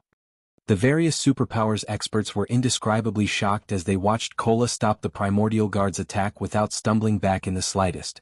For a moment they even wondered if they were hallucinating, but no matter how they rubbed their eyes, the scene before them remained the same. Realizing that this was real, they all wondered about Kola's identity. All of these players had personally experienced the Primordial Guard's strength. The Grand Lord's raw power was unstoppable. Only by rotating 3 or 4 Tier 3 MTs could a team hold the monster off long enough for the rest of the team to slip by the Primordial Guard. And yet, Kola single-handedly stopped the Primordial Guard's attack, and he did so without relying on a life-saving skill. Why wouldn't they be shocked? Among the spectating players, no one was more shocked than Yu Luo. How is this possible? Yu Luo stared at Kola, unable to believe her eyes. She hadn't thought that Zero Wings MT would be this powerful. Heaven's Blade's commander, Zwei, had fought with everything she had to tank the Primordial Guard, and she was one of the top 3 MTs on Dragonheart Island. Her astonishing strength was the reason that so many prideful independent experts were willing to submit to her commands. Before anyone could overcome their shock, the Primordial Guard, seeing that its first attack had failed, thrust its golden spear at Kola with enough power to make space itself tremble. What? It's using its spear already? I thought it only used its spear once players had crossed the halfway mark. All of the players in the cavern were surprised by the Primordial Guard's second attack. They couldn't help the fear they felt when they saw the golden weapon. That golden spear had claimed many Tier 3 MTs' lives thus far, giving those players no chance to retaliate. That spear was also the reason that so many superpowers teams had failed to pass the tunnel's first checkpoint. Those that had only done so after suffering tremendous casualties. In contrast, Kola was excited to see the weapon. He immediately raised his Titan Guard to greet the spear in battle. Boom! When the golden spear and Titan Guard collided, the resulting impact stirred an intense storm that spanned over several hundred yards. Kola stumbled back a step as a damage exceeding -30,000 appeared above his head. To Tier 3 MTs who possessed nearly 1 million HP, -30,000 was practically negligible, especially for Kola who had 1,540,000 HP thanks to his Frostwolf set and Titan Guard. Seeing Kola block the Primordial Guard's spear, a deathly silence descended on the crowd watching from the tunnel's entrance. Is that Guardian Knight even human? Could he be a Tier 3 NPC? Kola had nullified the Primordial Guard's full-powered attack so easily, and he had only lost a little over 30,000 HP in the process. His performance shattered everyone's understanding of Tier 3 MTs. Even the best Tier 3 MTs from the various superpowers could only tank level 100 Grand Lords. Tanking a level 105 Grand Lord would be a major challenge. Every 5 levels in God's domain was a minor turning point, after all, even for monsters. Yet, Kola had successfully stopped a level 105 Grand Lord ranked archaic species full-powered attack without using a single skill. He was definitely stronger than the best Tier 3 MTs the various superpowers currently possessed. Meanwhile, Yuluo was utterly flabbergasted. The biggest challenge in reaching the inner area was the Primordial Guard's golden spear, but Kola had blocked it and only taken negligible damage. Compared to Yuluo, however, Cleansing Flame, who acted as Shifeng's guide, was shocked senseless. Is this how Zero Wing was able to establish itself in a level 100 neutral map? Although Cleansing Flame knew that Shifeng and the others were very strong, she had never dreamed that they'd be this strong. Kola, stop fooling around.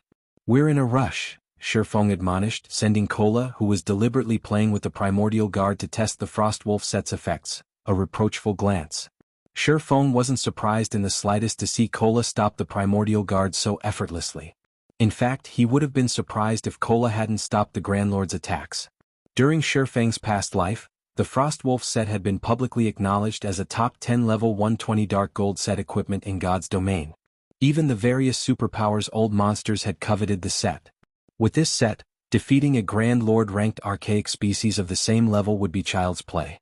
Hearing Shifeng scold his MT, Cleansing Flame wanted to cry. If Kola's frightening performance was just him fooling around, what did that make Heaven's Blade's attempts to stop the Grand Lord? Kola only nodded and suppressed his excitement. He began to block the Primordial Guard's attacks seriously, employing techniques instead of relying on brute strength. The Primordial Guard attacked with its golden spear again, and in response, Kola accurately timed his counter and smashed his shield into the side of the weapon, diverting the spear into a nearby wall. This time, Kola didn't lose a single point of HP after blocking the attack. Kola then jumped up to the Primordial Guard's knee and slashed his saber twice. Combat technique, strength combination. The two rapid strikes merged and bit into the Grand Lord's joint. Boom. The powerful attack brought the Primordial Guard to its knees and opened a path that was large enough for a dozen players to pass side by side. Let's go, Shifeng said once the Primordial Guard was temporarily immobilized. Meanwhile, Kola raised his Titan Guard and slammed it down on the Primordial Guard as the Grand Lord was about to stand. Read latest chapters at Wuxia World. View Tier 3 Legacy Skill Dragon Strike. The phantom of a crimson dragon's claw struck down the guardian monster. Boom. The sound of an explosion echoed throughout the passage as the impact drove the Primordial Guard into the ground. The spectating crowd was speechless. They merely watched, silent, as Shifeng's party walked past the Grand Lord ranked archaic species unhindered, eventually disappearing into the tunnel.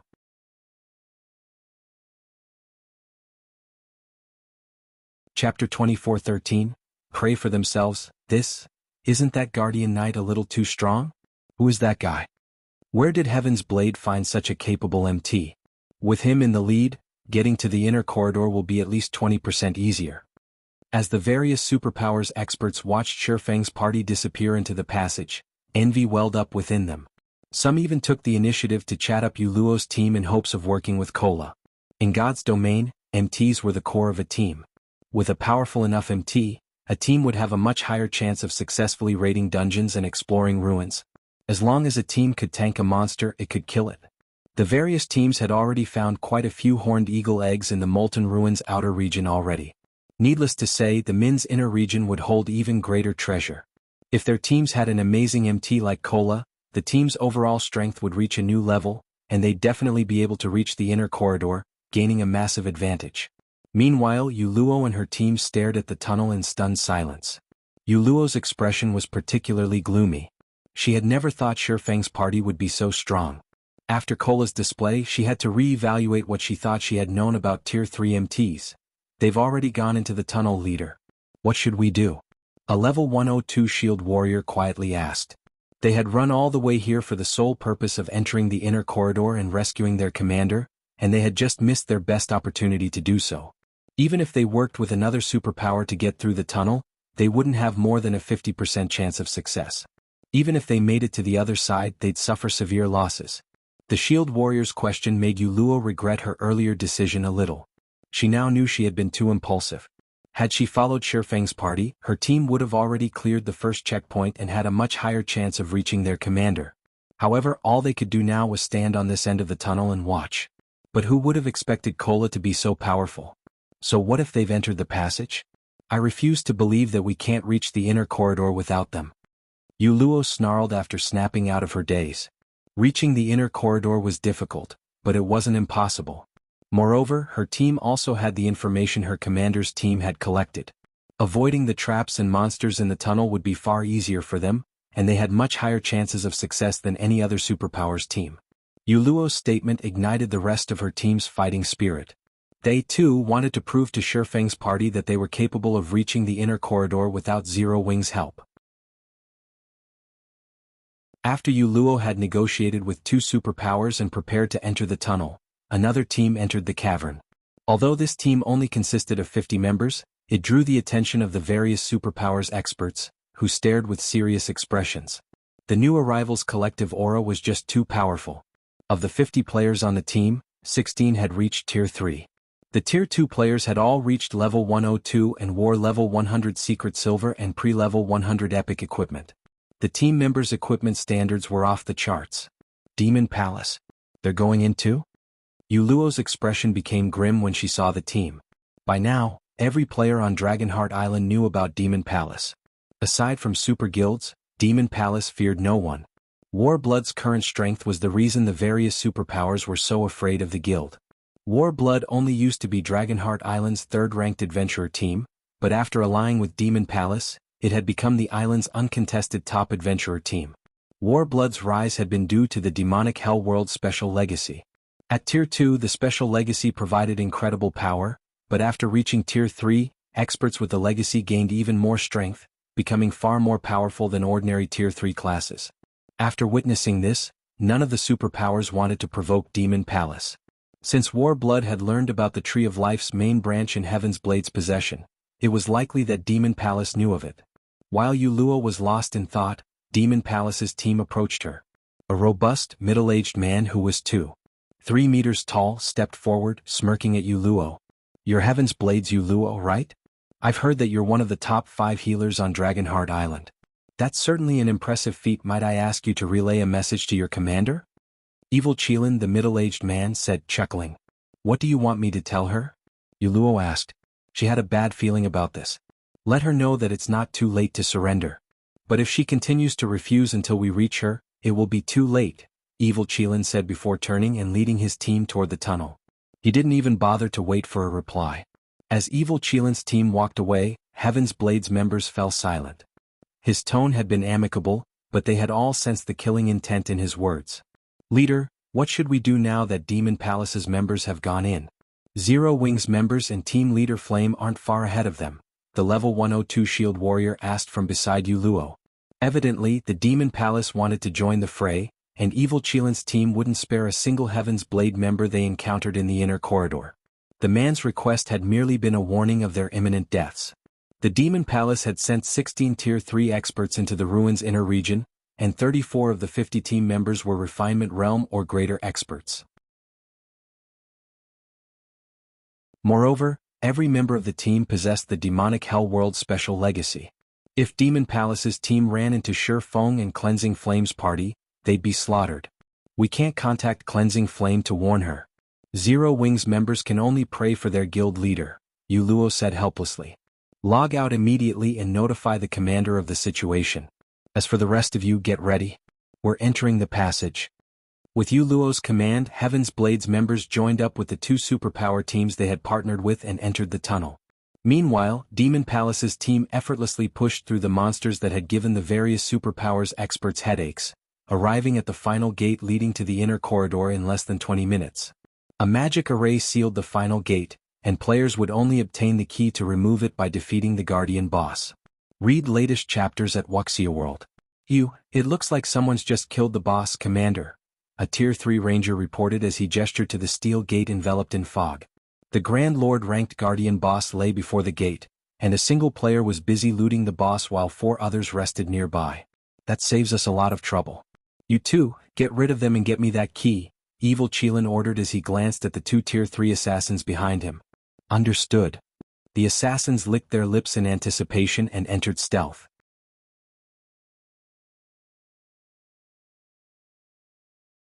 Chapter 24:14, Tough Opponent. As the 2 Tier 3 assassins vanished, the other Demon Palace members sat on the ground and rested while watching Shurfeng's party in the distance. These players really have some bad luck. They must have gone to great lengths to defeat the Guardian boss, yet they have to deal with Gull and Rainbow right after their raid. We should have just charged over and gotten rid of them. Gull and Rainbow have just reached Tier 3 and unlocked more of their legacy's potential. My guess is that the commander wants to give them a chance to get used to their new bodies. Their basic attributes are on an entirely different level than when they were still Tier 2 after all. Many of the Tier 3 experts from Demon Palace watched the 2 assassins in envy. Their strength had substantially increased after reaching Tier 3, and getting used to it was proving difficult. Although they often sparred with each other, a sparring match couldn't compare to true battle. However, they also knew that Evil Qilin wanted to prioritize Wind Gull and White Rainbow's growth. Both assassins had incredible potential for growth. Despite the fact that he was only 27, Wind Gull had already reached the Void Realm. White Rainbow, who was the same age as Wind Gull, had reached the half-step Void Realm standard.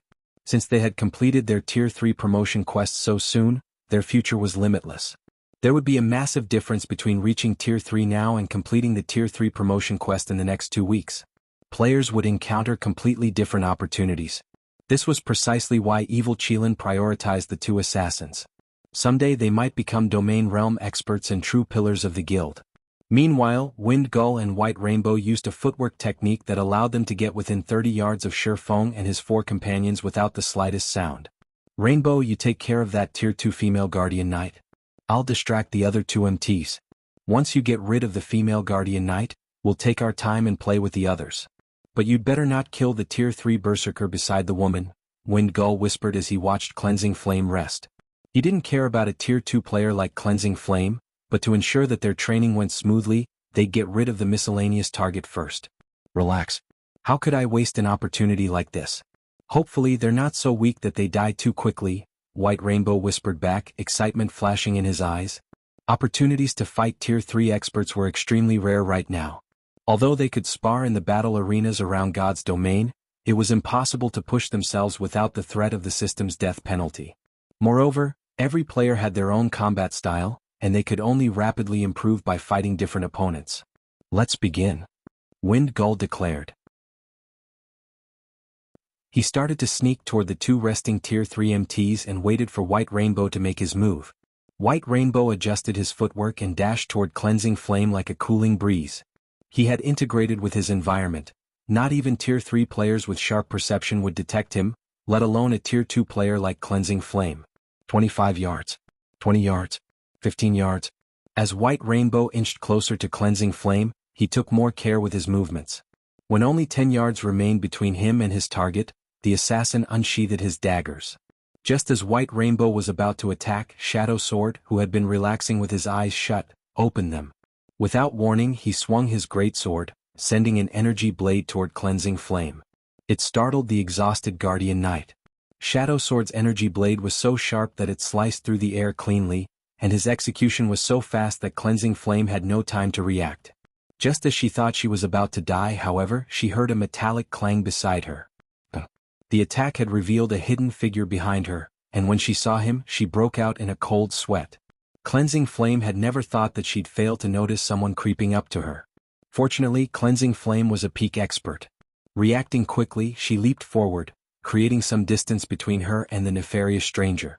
If an assassin was able to get so close to her undetected, she knew he'd be extraordinarily powerful, and she didn't bother with an offensive or defensive maneuver. Furthermore, the assassin was a Tier 3 player, and she knew she would be no match for him. "You discovered me? It seems you're not such a weakling after all," White Rainbow said, unfazed by the fact that Cleansing Flame had escaped his grasp. He ignored Cleansing Flame and focused his attention on Shadow Sword with an ecstatic expression as he said, "It seems I can take this seriously now." Although his footwork wasn't as masterful as Wind Gull's, detecting him from farther than 7 or 8 yards should be very difficult for ordinary Tier 3 experts. Shadow Sword, however, had noticed him from a little over 10 yards, which proved that the man's combat standards were considerably high. At the very least, Shadow Sword had better perception than an ordinary Tier 3 player. Meanwhile, Wind Gull, who had watched this play out from a short distance away, became just as excited. "Rainbow sure is lucky. I knew I should have started the attack instead," Wind Gull thought, regretting his strategy as he watched Shadow Sword. As he finished that thought, however, another energy blade flew toward him, forcing him to evade and expose himself. Wind Gull spun toward the attack's origin, astonished when he saw who had launched the energy blade. The attack had come from the 5-man party's Tier 3 male Guardian Knight, and based on his accuracy, this Guardian Knight had long since noticed him. Moreover, the Tier 3 female shield warrior had clearly sensed him as well. Who are these people? Wind Gull stared at Kola and his comrades, surprised. Wind Gull was already amazed that Shadow Sword had discovered White Rainbow, but he found it unbelievable that the party's 2 Tier 3 MTs had discovered him while stealthed as well. When he was in stealth, only his commander and vice commander could sense his presence from 10 yards away, yet these 2 MTs could do the same. For a moment, Wind Gull even wondered if he had really activated stealth. When Cleansing Flame saw White Rainbow and Wind Gull, she paled. Demon Palace members? Why are they here? Cleansing Flame had a bad feeling when she saw the 2 Tier 3 Assassins Guild emblems. "Oh, you guys are from Heaven's Blade?" Wind Gull sneered when he saw Heaven's Blade's logo engraved on Cleansing Flame's armor. "This is a good opportunity to get rid of you, then. Rainbow, ignore that female knight. Target their Tier 3s first." "Got it?" White Rainbow became serious about this battle and prepared to meld with the shadows once more. "Don't think you can hide from us so easily." Shadow Sword bellowed as he charged at White Rainbow, hacking at the assassin with his greatsword.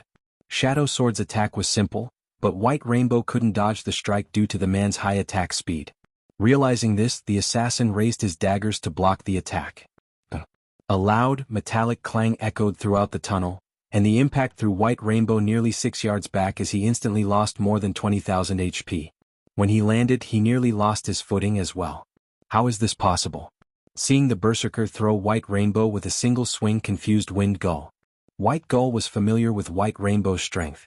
Not even Tier 3 Berserkers would necessarily be a match for him, yet Shadow Sword had sent the assassin flying with a normal attack. It was simply unbelievable. By the time Wind Gull snapped out of his daze, Turtledove was already using Shield Bash against him. Not daring to be careless, Wind Gull used his short sword and activated his block skill. The moment short sword and shield collided, Wind Gull felt his hand go numb and he stumbled 4 steps back. How is her strength so high too? The situation confused Wind Gull further. He understood how Shadow Sword had overpowered White Rainbow. The man was a Tier 3 Berserker after all, but despite being a Tier 3 Shield Warrior, Turtledove's strength was on par with Shadow Sword's. Wind Gull began to wonder if this small party had suppressed his basic attributes somehow. Naturally, neither Shadow Sword nor Turtledove gave their opponents any room to breathe. They both launched fierce assaults, forcing White Rainbow and Wind Gull to defend themselves, and the 2 assassins fought desperately as they continued to lose HP. The other Demon Palace members who watched from a safe distance were stunned. What? They're actually pushing Rainbow and Gull back? Who are these people? They all knew how powerful the 2 assassins were. Both could effortlessly overpower ordinary Tier 3 players, and yet White Rainbow and Wind Gull were clearly at a disadvantage. At this rate, they'd both die within a minute. "Commander, I'm afraid that Rainbow and Gull won't last long," a handsome, white-haired youth surmised to evil Qilin when the two Tier 3 assassins had lost more than one-third of their HPs. "If we let them die, they'll need a long time to recover. I suppose we'll have to call off this training session," evil Qilin said as he nodded in agreement with his Vice Commander Dark Scorpion's statement. "Take a group and save them." Every Tier 3 player was a precious combatant for Demon Palace. He couldn't afford to let the two assassins lose a level during their training. Dark Scorpion grabbed 6 of the team's Tier 3 experts and hurried toward White Rainbow and Wind Gull. When Cleansing Flame noticed 7 more Tier 3 players approach, she felt her scalp tingle, particularly when she saw Dark Scorpion among them. Dark Scorpion was famous on Dragonheart Island. Once, he had killed the commanders from 2 of Dragonheart Island's top 10 adventurer teams, instantly becoming one of the most famous players on the island. Individually, he was even stronger than Heaven's Blade's commander, Zwei. If Dark Scorpion's group joined the fray, their party would be doomed. Read latest chapters at Wuxia World. Suddenly, however, a blue lightning bolt arced toward Dark Scorpion and his minions. Seeing this, Dark Scorpion and his allies slid to a halt and attempted to evade the attack. After dodging the lightning bolt, Dark Scorpion's group turned toward the Tier 3 Sword King that had launched the attack. "Who are you? Are you trying to make Demon Palace your enemy?" Dark Scorpion hissed coldly, glaring at Shifeng's cloaked figure. That lightning bolt had felt lethal to Dark Scorpion, and it was the first time he had felt such a threat since he had reached Tier 3. He didn't dare take this mysterious swordsman lightly. "This is a fair one-on-one match. You can't blame me for trying to stop you if you plan on interfering," Shifeng threatened as he returned Killing Ray to its sheath.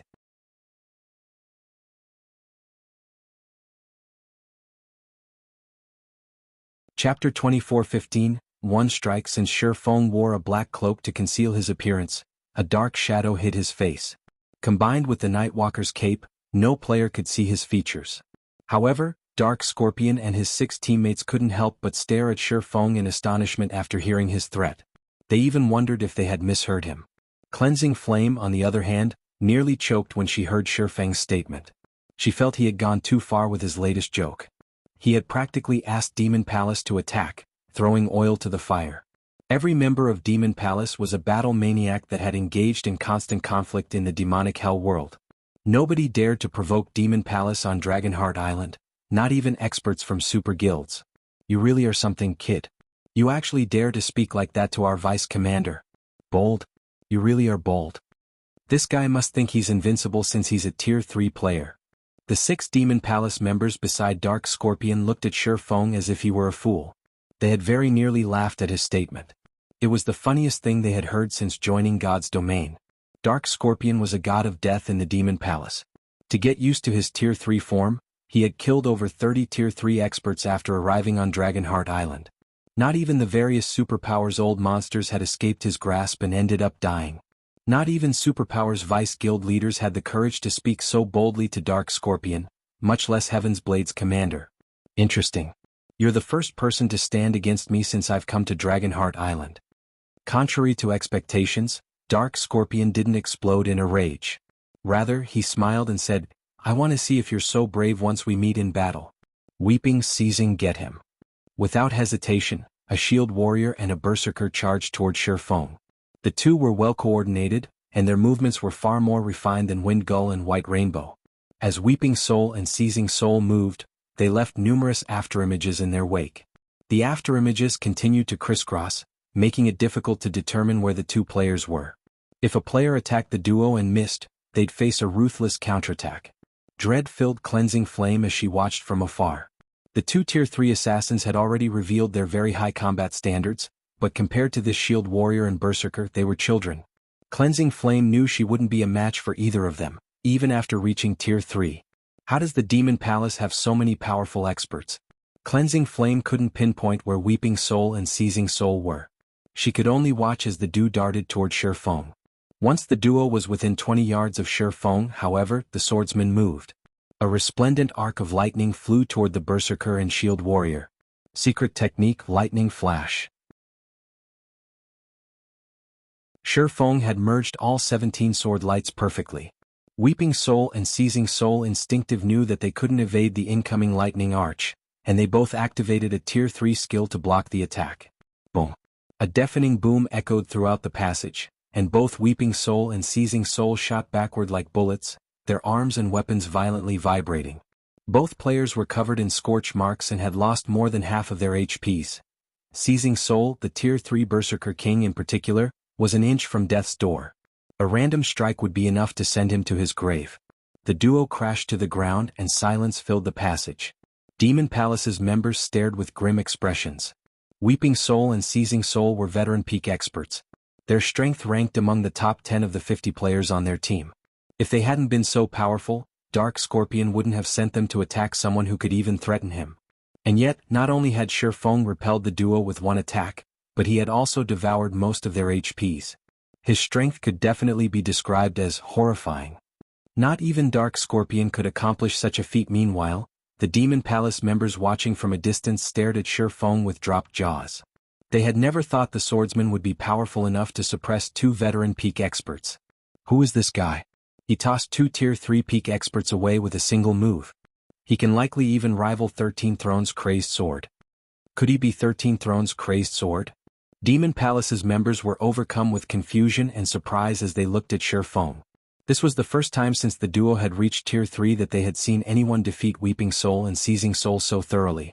When those two worked together, they could even force a Tier 3 Domain Realm expert into a corner. Shifeng, however, had overwhelmed both of them. Even on Dragonheart Island, there were very few with Shifeng's strength. Based on their information, it seemed that 13 Thrones intended to offer its help to Heaven's Blade.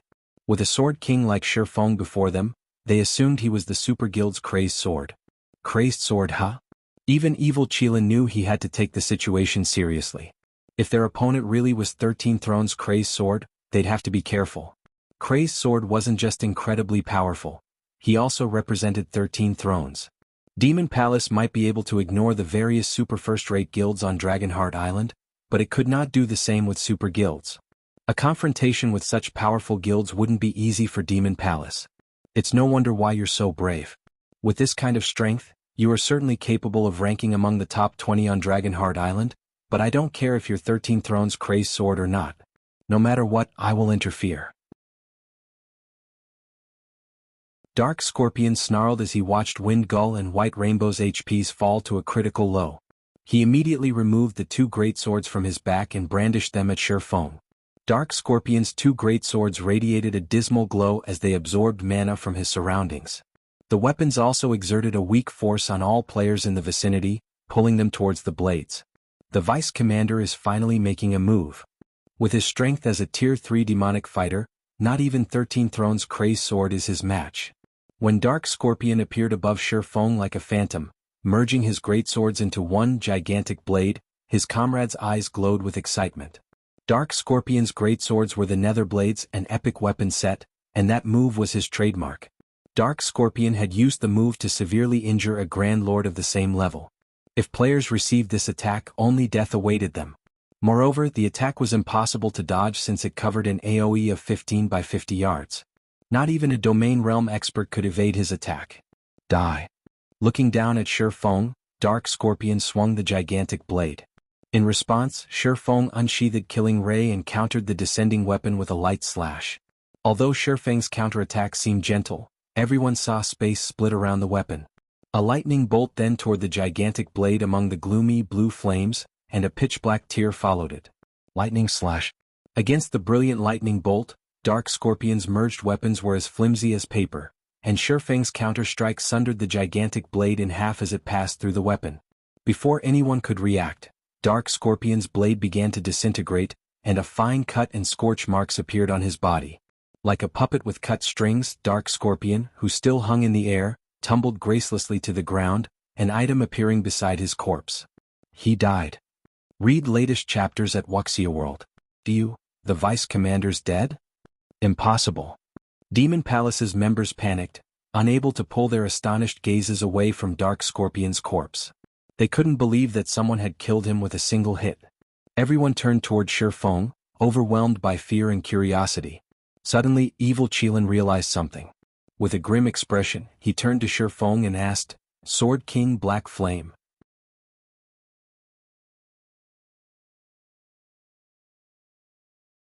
Chapter 24:16, One Axe, One Sword. As Evil Qilin's question hung in the air, Demon Palace's members fell silent. Their jaws hung open and they couldn't process the possibility. They had heard Black Flame's name before. Not long ago, their vice-guild leader had tried to secure Zero Wing's Stone Forest City to help the guild's peak experts develop rapidly.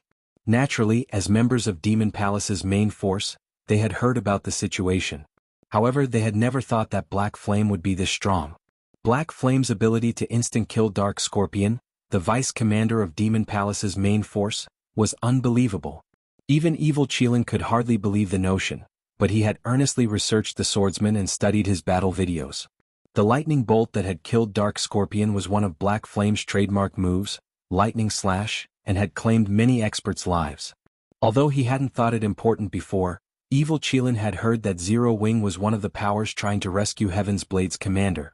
Seeing Lightning Slash and the swordsman's obvious relation to Heaven's Blade, Evil Qilin could only think of Zero Wing's Black Flame. That's right. We meet again, Elder Qilin, Shifeng said, chuckling as he sheathed Killing Ray. He did not bother to hide his identity. Hearing Shifeng acknowledge his identity, Demon Palace's members gasped. Zero Wing's Black Flame is this strong? They considered Zero Wing to be a mere upstart guild that was lucky enough to secure a treasure trove like Stone Forest City, which in turn allowed the guild to nurture Tier 3 players sooner than other powers. Although Zero Wing's guild leader was the first player to reach Tier 3, they thought he had lost his advantage now that the various superpowers had Tier 3 experts of their own. As for Shifeng's identity as the 30th ranked player on the God's Domain experts list, that was of no concern. The various superpowers had an agreement with the secret pavilion that it would only display information about a small number of their experts.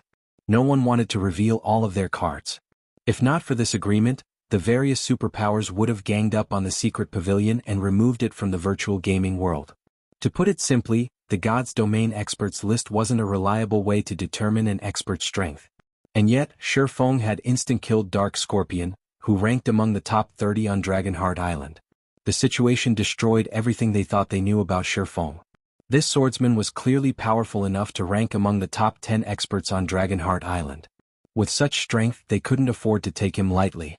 Numerous superpowers operated on Dragonheart Island, and quite a few of them were super guilds. Even the weakest power on the island was on par with a first-rate guild.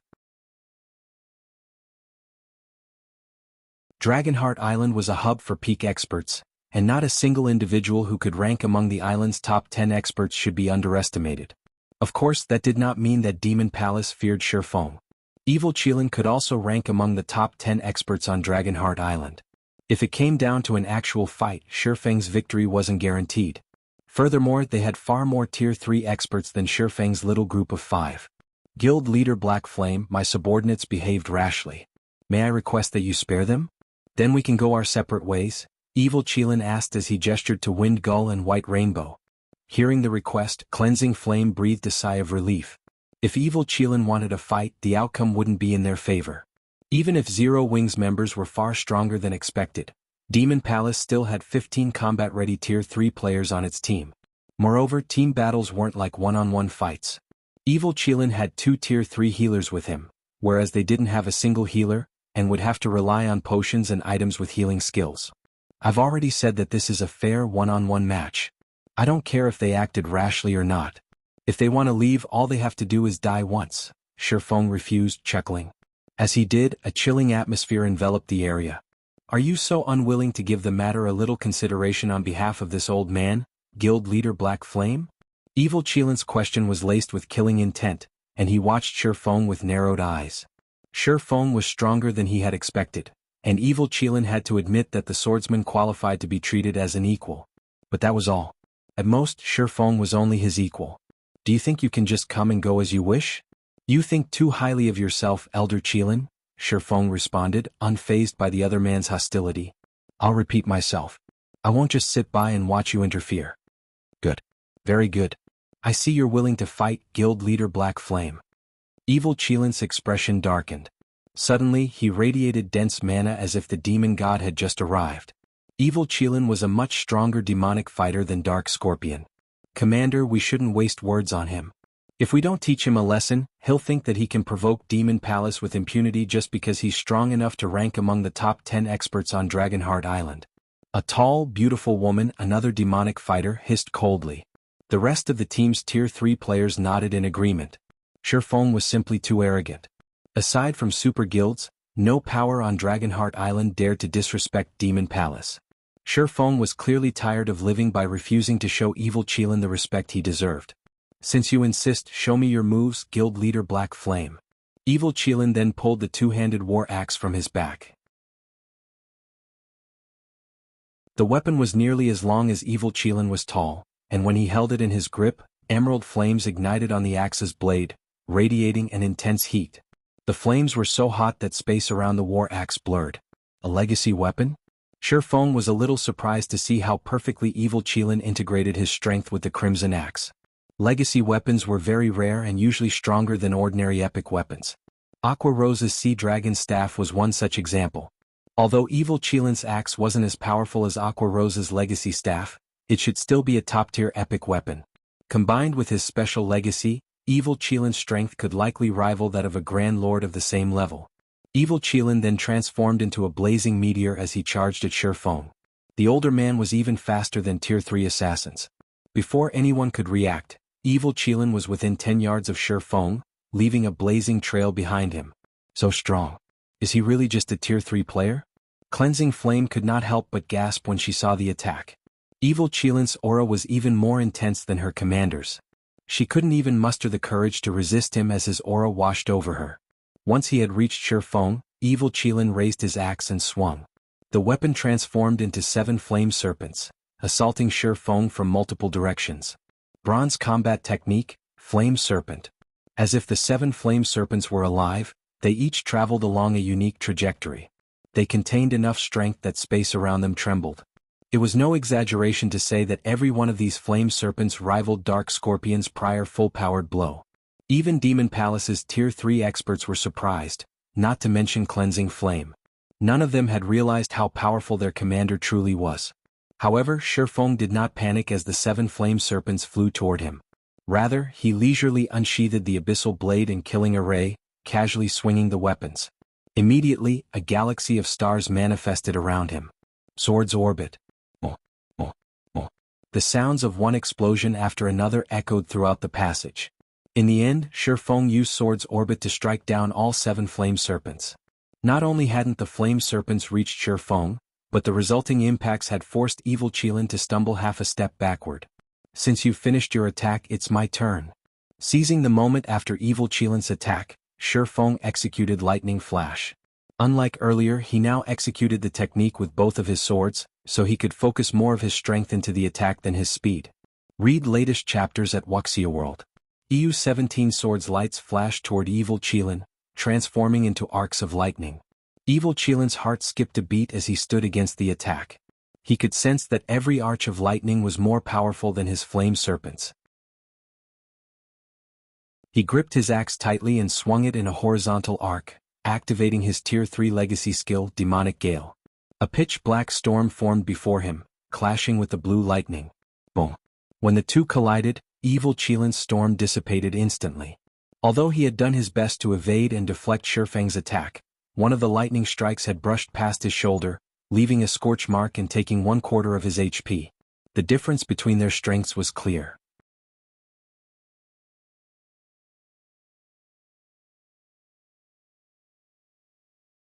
Chapter 24:17. Overwhelming Tier 3's Demon Palace's members were stunned when they saw how much HP Evil Qilin had lost. They had never dreamed that their commander would be at a disadvantage against Shifeng. Not even the commander is a match for him. How high are Black Flame's attributes? Shocked, Demon Palace's members turned toward Shifeng. They were Demon Palace's main force members, experts among experts in their guild.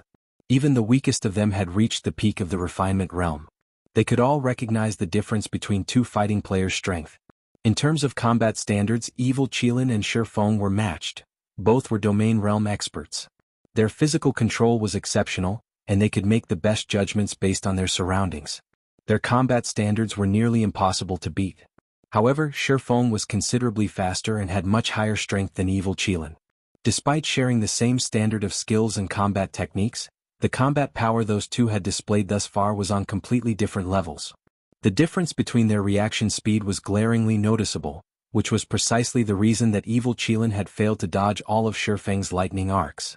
The members of Demon Palace's main force knew exactly how high evil Qilin's basic attributes were. Even at Tier 2, his attributes had been high enough to rival that of ordinary Tier 3 players. Naturally, his basic attributes had reached even greater highs now that he had reached Tier 3. It was no exaggeration to call him a humanoid monster. And yet, evil Qilin's basic attributes were no match for Shifeng's. They couldn't fathom how Shifeng had obtained such inhuman attributes. Meanwhile, Cleansing Flame, who watched from afar, could do nothing but gape. Is this guild leader Black Flame's true strength? Evil Qilin was one of the top 10 experts on Dragonheart Island. Not even Zwei was his match, yet Shifeng had overwhelmed such an expert. That swordsman might even be able to contend with the peerless monsters that ranked among Dragonheart Island's top 3 experts. Even Superpower's guild leaders were afraid of the top 3 monsters on the island. All 3 were capable of destroying a Superpower's expert legion by themselves. They were practically invincible on Dragonheart Island. At that moment, Cleansing Flame finally realized why Shifeng had dared to mount a rescue mission with only 4 people. With his strength, he certainly was capable of rescuing her commander. After stumbling back half a step, evil Qilin stared at Shifeng in astonishment. How are his basic attributes higher than mine? Confusion overwhelmed evil Qilin as he looked at Shifeng. He currently wore the level 100 legacy set equipment for the demonic fighter class, and combined with his legacy's effects, he had the strength to rival Grand Lords of the same level. Still, he could only surpass the power in Shifeng's normal attacks by using a Tier 3 skill. Moreover, he wasn't nearly as fast as Shifeng, which had resulted in him taking a hit. However, Shifeng didn't stop after pushing evil Qilin back. He immediately thrust the abyssal blade at the demonic fighter. Tier 2 skill Shadow Blade. 10 phantom swords flew toward evil Qilin from all directions, leaving him no room to retreat. Realizing that he couldn't evade the phantom swords, evil Qilin swung his war axe in a horizontal slash and activated the demonic fighter class's defensive skill, Iron Wall. At his command, 4 magic barriers appeared around him, each twice as large as an MT's shield. Evil Qilin controlled the barriers to circle him in a unique trajectory. Advanced defensive combat technique, Firm Wall. The 10 phantom swords slammed into the magic barriers, which trembled violently from the impact. The blows even forced evil Qilin to stumble backward again. 1 hit, 2 hits, 3 hits. Each hit felt like the blow of a massive hammer, and the barrier's mana density steadily drained. On the 9th attack, 2 of the phantom swords merged, thrusting at one of the magic barriers. Boom. With the sound of an explosion, the magic barrier shattered. It broke? Evil Qilin watched one of his barriers shatter with wide eyes. Not even the Primordial Guard's golden spear had been able to break through the magic barriers he summoned with his legacy defensive skill, but Shifeng had shattered it with 1 hit. It was simply unbelievable. That blow had also forced evil Qilin to stumble another 2 steps back, but this time he failed to maintain his stance. Not only did he reveal holes in his defense, but the impact had also made his defensive skill unstable. Taking advantage of the opportunity, Shifeng thrust Killing Ray at his opponent, and the sacred sword slid through evil Qilin's weak point, heading straight for the demonic fighter's forehead. Shifeng's attack was far too fast for evil Qilin to evade or defend, and as a result he could only take the direct hit. If Killing Ray found its mark, the attack would be fatal. God's Domain had undergone so many updates, and now injuries would affect players' performance in battle. If players injured their arm, for example, the limb would be difficult to control for a while. If players received a head injury, their perception and total physical control would suffer. Evil Qilin was no match for Shifeng's reaction speed in the first place. If he lost even more reaction speed, he'd be a lamb for the slaughter. Just as Killing Ray's tip was about to slice into evil Qilin's forehead, an icy greatsword enveloped in azure flames descended from above and landed between Shifeng and his opponent. The interruption halted Killing Ray's advance, giving evil Qilin room to breathe. Mana control. When Shifeng saw the disintegrating greatsword, he couldn't help but glance at the female demonic fighter that was walking toward him. Demonic fighters in God's Domain fell into 2 main categories. The first type of demonic fighter used mana to amplify their strength, while the second type wielded mana as a weapon. Both Dark Scorpion and Evil Qilin were strength-type demonic fighters. This female demonic fighter, however, was a control type. The icy greatsword reappeared in the female demonic fighter's hand, radiating a bone-chilling cold that plummeted the temperature in the tunnel. "I'm coming, Commander. Let's see if he can stop us together." Twilight Dawn, another vice-commander from Demon Palace's main force, shouted as she began to manipulate her icy greatsword again. The weapon split into 6 smaller swords of ice that spun around Shifeng. Advanced combat technique, Windwheel. Evil Qilin did not reject Twilight Dawn's help. He now knew that he couldn't defeat Shifeng on his own, and defeating this swordsman was of the utmost importance. If they lost here, the prestige Demon Palace had earned on Dragonheart Island would vanish. Following which, Evil Qilin raised his war axe and leaped into the air. He then smashed the axe down on Shifeng, transforming the weapon into a blazing meteor mid-swing. The meteor carried so much power that space around it began to fragment.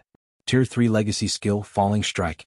With the commander and vice-commander working together, Black Flame is dead for sure. Demon Palace members regained their confidence and excitement as they watched the blazing meteor and ice swords fly toward Shifeng. Twilight Dawn might not have as much combat power as Dark Scorpion, but her coordination with Evil Qilin was far better. With attacks coming at him from all directions, Shifeng wouldn't come out unscathed. Not bad. Shifeng praised as he watched the 8-meter radius meteor and 6 ice swords. His gaze hardening, Shifeng slashed Killing Ray at the axe-turn meteor while he swung Abyssal Blade to counter the icy swords around him. Dragon Breath. 9 Dragons Slash. A brilliant beam of white light shot through the air, crashing into the descending meteor. When the two attacks collided, bright light illuminated the tunnel as if the sun had just appeared. After a brief moment, the white beam devoured the blazing meteor. A black figure shot back from the beam like a bullet, crashing into the tunnel's wall and cracking the stone. The figure was none other than Evil Qilin, and after that blow his HP had dropped to a critical low, leaving the man hovering between life and death. Meanwhile, 21 Abyssal Blade Phantoms created a massive cluster of stars as Shifeng used Sword's orbit to stop Twilight Dawn's Windwheel. None of her icy swords could get within 10 yards of Shifeng. Furthermore, Shifeng controlled 3 of the Phantoms in an attack against Twilight Dawn. Despite her attempts to dodge and block the weapons, her HP plummeted throughout the fight. Seeing this, Demon Palace's members fell deathly silent. Not only had their commander and vice-commander failed to suppress Shifeng, despite working together, but the swordsman also had turned the tables and suppressed them both. Just how strong is he? So, this is the Sword King? Demon Palace's members shuddered as they watched Shifeng. Not even Dragonheart Island's top 3 monsters could overwhelm Evil Qilin and Twilight Dawn to this extent. This won't do. At this rate, those two are going to die. It seems we have no choice but to attack as a group. He may be a monster, but we have so many tier 3 players on our side. How many skills can he possibly have? That's right. If we let him kill our commander and vice-commander, the reputation we've built on Dragonheart Island will be in tatters. Shifeng's performance scared Demon Palace's members, but quite a few of them were peak tier 3 experts. If they worked together, whittling Shifeng down and killing him was entirely possible. Fights between tier 3 players largely relied on tier 3 skills and spells, and they had healers on their team, whereas Shifeng didn't. When she saw the rest of Demon Palace's team rush toward the fight, Cleansing Flame paled. Are they really going to fight to the end? As she watched Demon Palace's healers restore Evil Qilin and Twilight Dawn's HP, Cleansing Flame desperately wished she was a healer herself. Read latest chapters at Wuxia World. Despite the rest of Demon Palace's members dashing toward him, Shifeng retained his composure. He simply sent them an uninterested glance. Very good. A grin spread across Shifeng's face as he replaced Killing Ray with the Twilight Blade.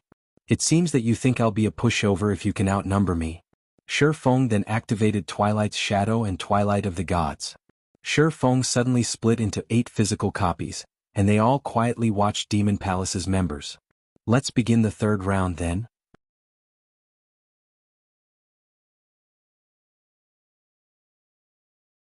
Chapter 24:18.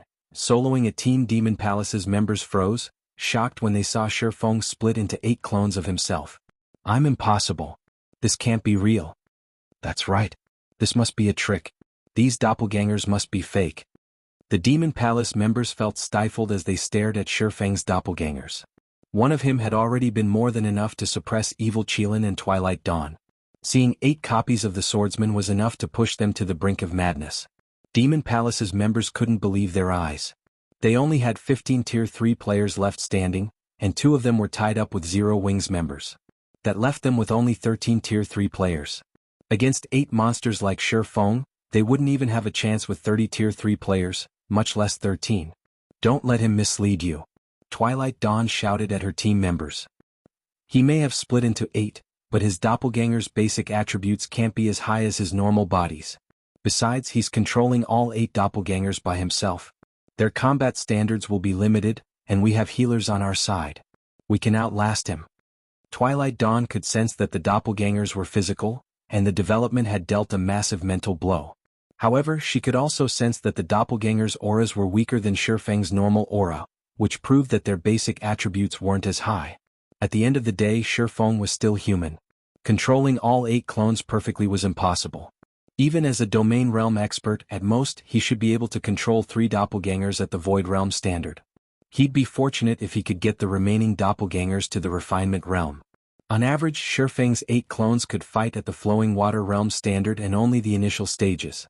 Tier 3 experts had no reason to fear these significantly weaker versions of Shi Feng. Hearing Twilight Dawn's encouragement, the Demon Palace players snapped out of their dazes and mustered their courage once more.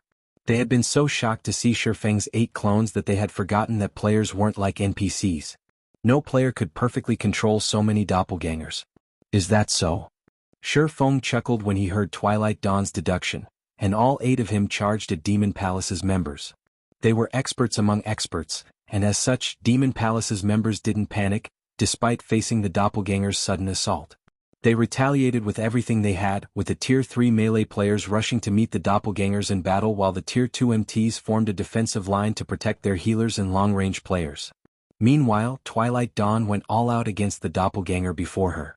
While manipulating the 6 ice swords to attack, she cast her Tier 3 legacy spell, Demonic Fall. Let's see how long you last. The 6 icy swords radiated a frightening amount of mana as the intensity of their auras doubled. These weapons then attacked as one, each one locked onto the doppelganger's vital points. This move was even stronger than Evil Qilin's Flame Serpent, and controlled by a half-step Domain Realm expert, they could even give Tier 3 Domain Realm experts a run for their money. Shi Feng was controlling his doppelgangers in the fight against Demon Palace's other Tier 3 experts. If she could force him to focus most of his attention on the doppelganger she fought, the other doppelgangers' combat standards would suffer. This would make it easier for the other Demon Palace members to kill off Shi Feng's doppelgangers. However, Shi Feng remained unfazed as he faced Twilight Dawn's all-out attack. His doppelganger merely executed Sword's orbit and created a barrier of stars around itself. Metallic clangs echoed throughout the tunnel as the ice swords bounced off the glittering stars. None of the weapons were able to reach the doppelganger, which continued to approach Twilight Dawn. How is this possible? Twilight Dawn was shocked as Shi Feng's doppelganger so effortlessly deflected her attacks. She could see the flaws in the doppelganger's offense and defense and knew it was only at the Flowing Water Realm standard, yet Shi Feng relied on his doppelganger's powerful basic attributes to bridge the gap. However, Twilight Dawn didn't know that Shi Feng's basic attributes were even higher than a Grand Lord's of the same level. Moreover, Shi Feng had already reached level 107. Even if his doppelgangers only had 85% of his basic attributes, they were still as powerful as a level 105 Grand Lord.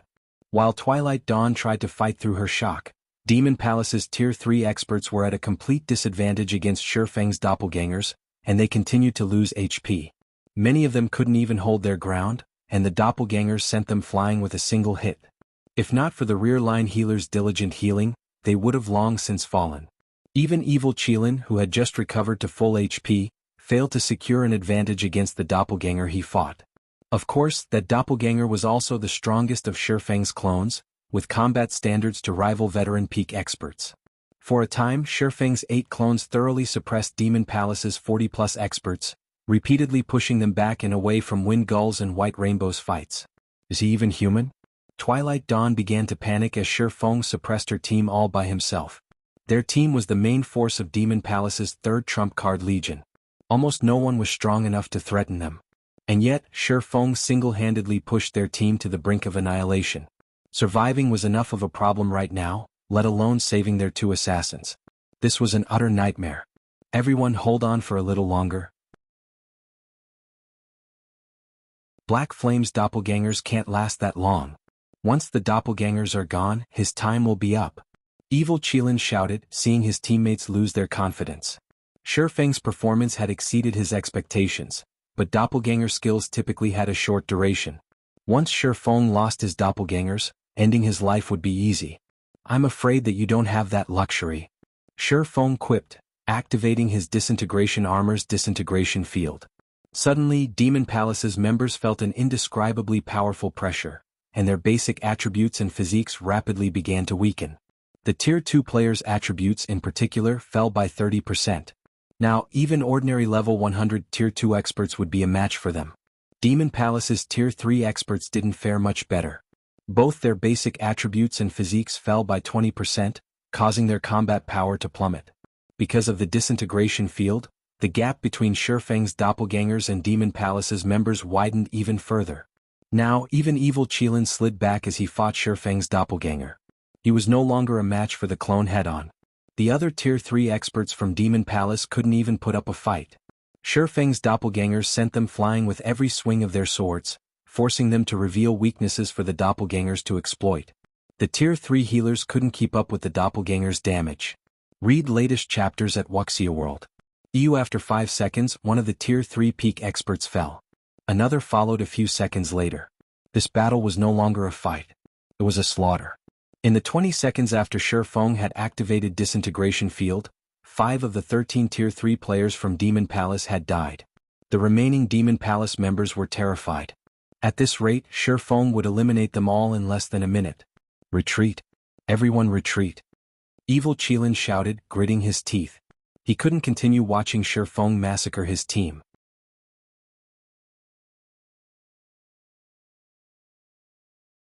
Chapter 24:19 Evil Qilin terrified. We've won.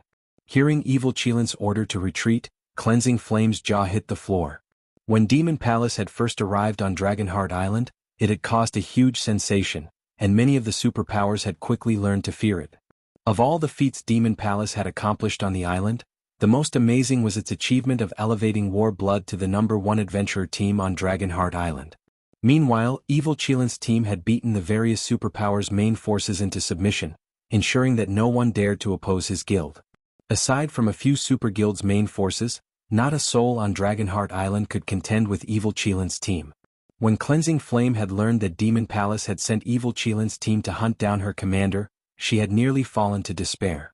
Heaven's Blade had the power, more or less, to resist War Blood, but against Demon Palace, it would be utterly helpless. And yet, not only could Shifeng contend with the main force from one of Demon Palace's trump-card legions, but he had also defeated that team. It was unbelievable. Although Dragonheart Island's top 3 experts could defeat Evil Qilin's team, they'd have to rely on guerrilla warfare in the fields to pick off the team members. Defeating the team head-on was practically impossible. Evil Qilin, Dark Scorpion, and Twilight Dawn were no ordinary experts. Evil Qilin in particular was one of the top 10 experts on Dragonheart Island and fully capable of annihilating Heaven's Blade's main force by himself.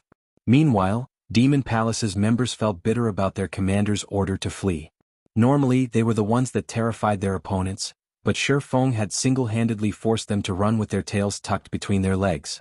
If they told this story to the people waiting outside the tunnel, those players would assume they were joking. This situation was simply impossible. They were all extremely strong, and 16 of their 50 members were Tier 3 experts. Moreover, 2 of them ranked among the top 20 of Dragonheart Island's experts. Twilight Dawn might not rank among the top 20, but she definitely ranked among the top 30. Not even super guilds could afford to dispatch such a powerful team without limiting its operations. Even if a super guild sent such a team against them, they wouldn't suffer such a devastating loss. However, this impossibility had happened, and their opponent wasn't a trump-card legion from some super guild. They merely faced a pseudo-superpower, and to make matters worse, Zero Wings guild leader Shifeng had defeated them without help. If word of this spread, Demon Palace's reputation on Dragonheart Island would be ruined. But despite their bitterness, Demon Palace's members didn't hesitate to follow Evil Qilin's orders. They immediately scattered and fled, ignoring Shifeng's doppelgangers. Their retreat was so decisive that even Shifeng was stunned by their abrupt response. He wouldn't have been surprised if ordinary players were fleeing from him, But such a retreat was humiliating for experts like those from Demon Palace. The stronger an expert was, the more prideful they'd be. Many experts would be more willing to die standing rather than live on their knees. Furthermore, they'd only die once. With the support of a powerful guild like Demon Palace, recovering that level would be a piece of cake. What Shifeng didn't know was that Demon Palace wasn't like other superpowers. The guild hailed from the demonic hell world, where competition was far more intense than anywhere on the main continent. Losing a level and a piece of equipment could result in losing their positions as upper echelons in the guild. Why? Because opportunities were so hard to come by. Only with high levels and great strength could one find fortuitous opportunities, especially when one was a frontline expert. Losing their chance to reach greater heights because of a single death was entirely possible. The various superpowers generally had a cold, realistic attitude regarding their expert members. If players could rank at the top in a superpower, they'd receive more resources than their weaker comrades, but if they fell from that rank, they'd lose some of those resources and benefits. Unless it was an order from the guild, Demon Palace's members wouldn't sacrifice themselves for their own pride. Demon Palace had no qualms about abandoning its peak experts without a second thought, with the exception of domain realm experts. Given enough time, talent, and resources, the guild could nurture more void realm experts. Reaching the domain realm, on the other hand, required more than just those three factors. Luck was also necessary. Otherwise, the various superpowers wouldn't shower domain realm experts with such respect, going so far as to offer them positions as Grand Elders without hesitation. Shifeng didn't bother to chase after Demon Palace's fleeing members after recovering from his shock. He simply stood there and watched them run. "Are we just letting them go, guild leader?" Shadow Sword asked after finishing White Rainbow off. As far as he was concerned, it was only natural to annihilate Demon Palace's team and teach them about zero-wing strength since the team had dared to ambush them. "We've already obtained the key. We don't have the time to waste on them," Shifeng said nonchalantly. He then turned to unlock the steel gate. Shifeng's goal wasn't to annihilate Demon Palace's members. It was to save Heaven's Blade's commander as quickly as possible. He was satisfied enough with teaching Demon Palace a lesson and letting Shadow Sword and the others get some training in. There was no reason to engage Demon Palace in a meaningless battle. Besides, even with his doppelgangers, hunting down every one of Demon Palace's fleeing members would take a very long time. By the time he finished, War Blood or 13 Thrones would have reached Zwei. He'd only lose his chance to acquire one of the Tree of Life's main branches. He wouldn't let a small skirmish with Demon Palace ruin his plans. Shifeng's decision reminded Shadow Sword and his companions that they were here to save people, and they followed Shifeng into the inner corridor. After putting some distance between them and that monster of a swordsman, Demon Palace's members realized that Shifeng's party hadn't chased after them, and they breathed a sigh of relief. They all knew that if Shifeng intended to chase after them with his doppelgangers, very few of them would make it out of the tunnel alive. "Damn it! Black Flame is ignoring us." Twilight Dawn cursed and slammed her fist into the wall beside her when she realized that no one had run after them, her expression shifting through a series of complex emotions. While she was glad that they hadn't lost a level, they were the creme de la creme of Demon Palace's third trump card legion. And Shifeng obviously considered them negligible, too lazy to bother hunting them down. It was humiliating. "He's not coming after us?" Evil Qilin frowned deeply when he saw the steel gate at the end of the tunnel disappear. "It seems we have severely underestimated Zero Wing. We need to leave and meet with the Vice Guild leader." Read latest chapters at Wuxia World.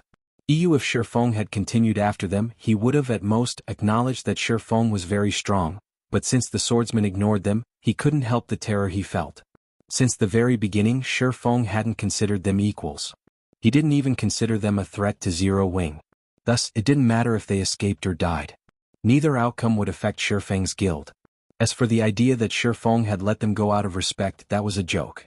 Shifeng had killed Dark Scorpion and more than half of their team's Tier 3 experts. How could that be interpreted as respect? Twilight Dawn nodded reluctantly and started to organize the team to head back to the tunnel entrance. 10 minutes into their return trip, Evil Qilin's team encountered a small army of several hundred players. The team leader was none other than Yu Luo, who had temporarily allied with two other superpowers.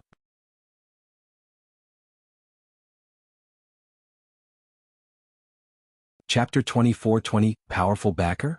"There's a team ahead of us," team leader Yu Luo, a level 102 Tier 2 ranger reported when he noticed blurry figures in the dimly lit passage about 400 yards ahead. As one ventured closer to the inner corridor, they'd have less visibility.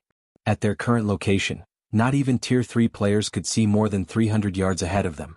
Only a few classes, such as the Ranger class, would be able to see a little farther. A returning team? By the time Yuluo heard the Ranger's report, she too spotted a slowly approaching team of players. She immediately shouted a warning in the team chat. Everyone be careful. Maintain some distance. We want to avoid any misunderstandings. We're not here to fight. There was only one path leading into the Molten Ruins inner corridor, and no one aside from Shifeng's group and Demon Palace's team had entered the tunnel ahead of them. They had already made it past the most difficult parts of the tunnel and were almost guaranteed to reach the inner corridor. Any other team that had gotten this far should be able to get into the corridor as well. Hence, any returning team they encountered had to have already visited the inner corridor. Any team that could reach the inner corridor was extraordinary. They must have also obtained some treasure and were likely wary of other players. If they had a misunderstanding with this team, unnecessary conflict could easily break out. When the other two superpowers team members heard Yuluo's warning, they nodded and moved toward the left side of the passage. They were careful to show no signs of hostility or intentions to plunder the stranger's loot. Nobody wanted an unnecessary fight this far in the tunnel. A large number of treasures and opportunities waited for them in the inner corridor, which was even more dangerous than the Molten Ruins outer region. Conserving as much strength as possible would be best. However, as the two teams grew closer to each other, Yuluo and the others revealed shock and confusion, getting a better look at the team leaving the tunnel. They were quite familiar with the returning team's members. Demon Palace. Practically every power had been afraid when they had seen Demon Palace's team enter the tunnel. Even Yuluo had rushed to band together with other superpowers because of their presence. And now, Demon Palace's members were returning to the ruins' outer area. Moreover, they were all in a miserable state, and more than half of the team's Tier 3 players were missing. How is this possible? Why are they returning? Did something prevent them from completing their mission? The various superpowers members stared at evil Qilin and his comrades in astonishment as their anxiety spiked. They knew how strong evil Qilin's team was, with a total of 16 Tier 3 experts. Evil Qilin was even one of the top 10 experts on Dragonheart Island.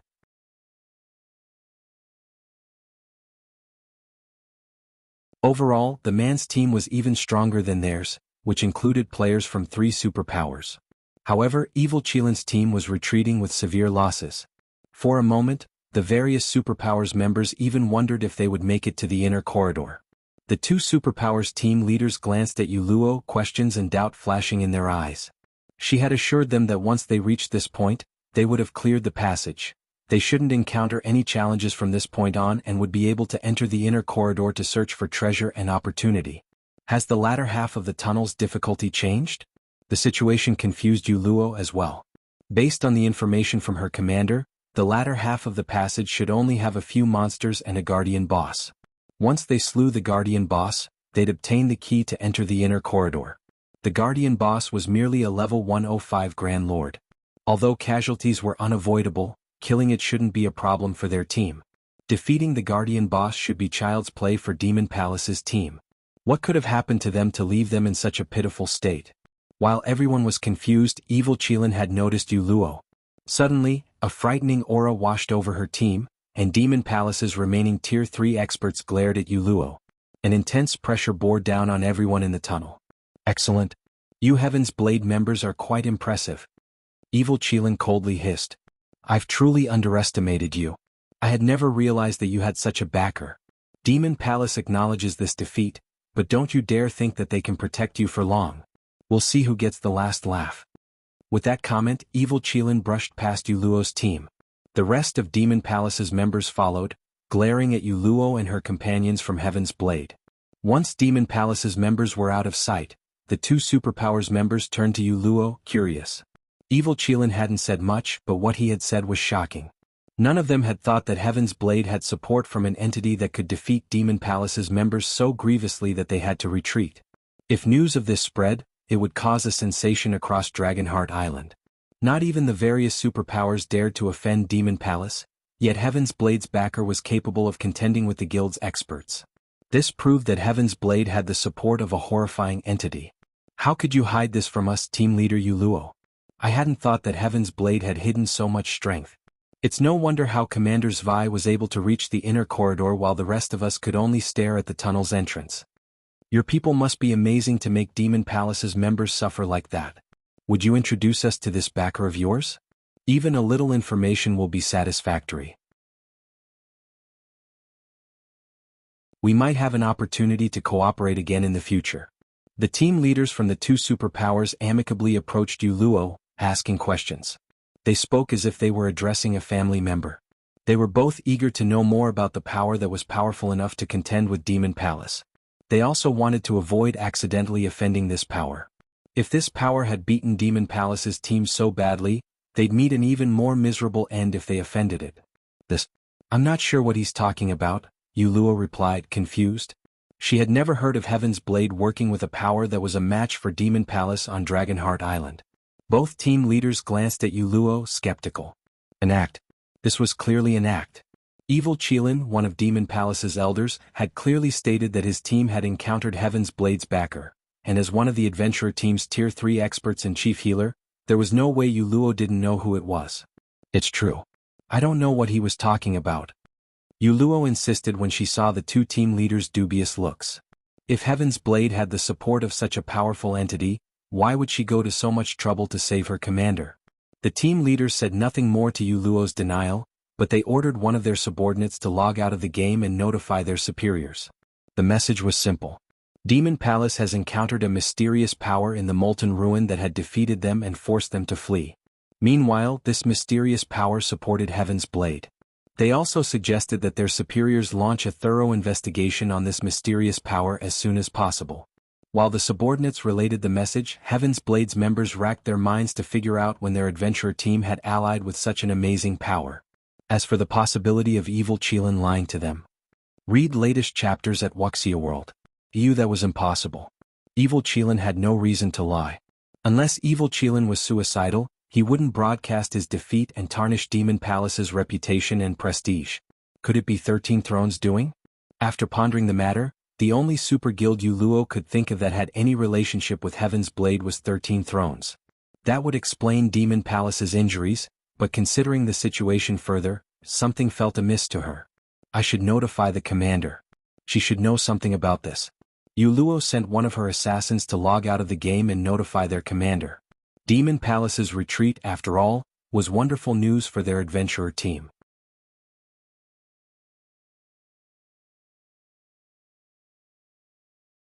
Chapter 24-21 Monster Level Genius Molten Ruin, Inner Corridor.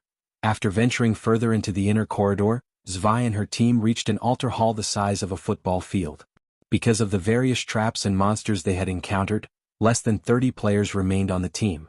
Of the 8 Tier 3 players the team had started with, only 6 remained.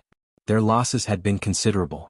Commander, those monsters seem afraid to enter the hall, a Tier 3 berserker mentioned when he realized that the mechanical golems pacing in the corridor refused to follow them. Breathing a sigh of relief, he continued, "That was close. I almost thought we wouldn't make it."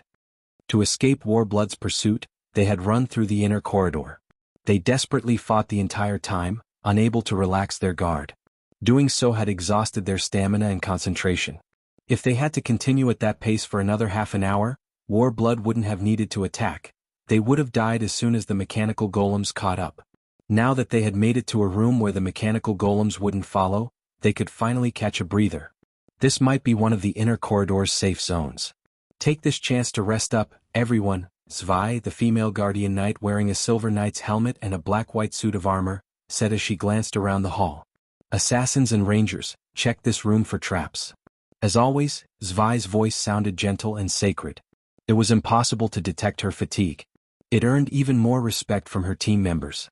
Zwei was the team's lead MT, and as such she had been fighting for hours. She had even borne the burden of tanking 2 Grand Lords. She should have expended more stamina and concentration than any of her teammates, yet she seemed perfectly fine. The team's assassins and rangers did as they were told and began to inspect the hall for traps. Meanwhile, the rest of the team sat and pulled potions from their bags, using the opportunity to restore some of their lost stamina and concentration. What should we do now, Commander?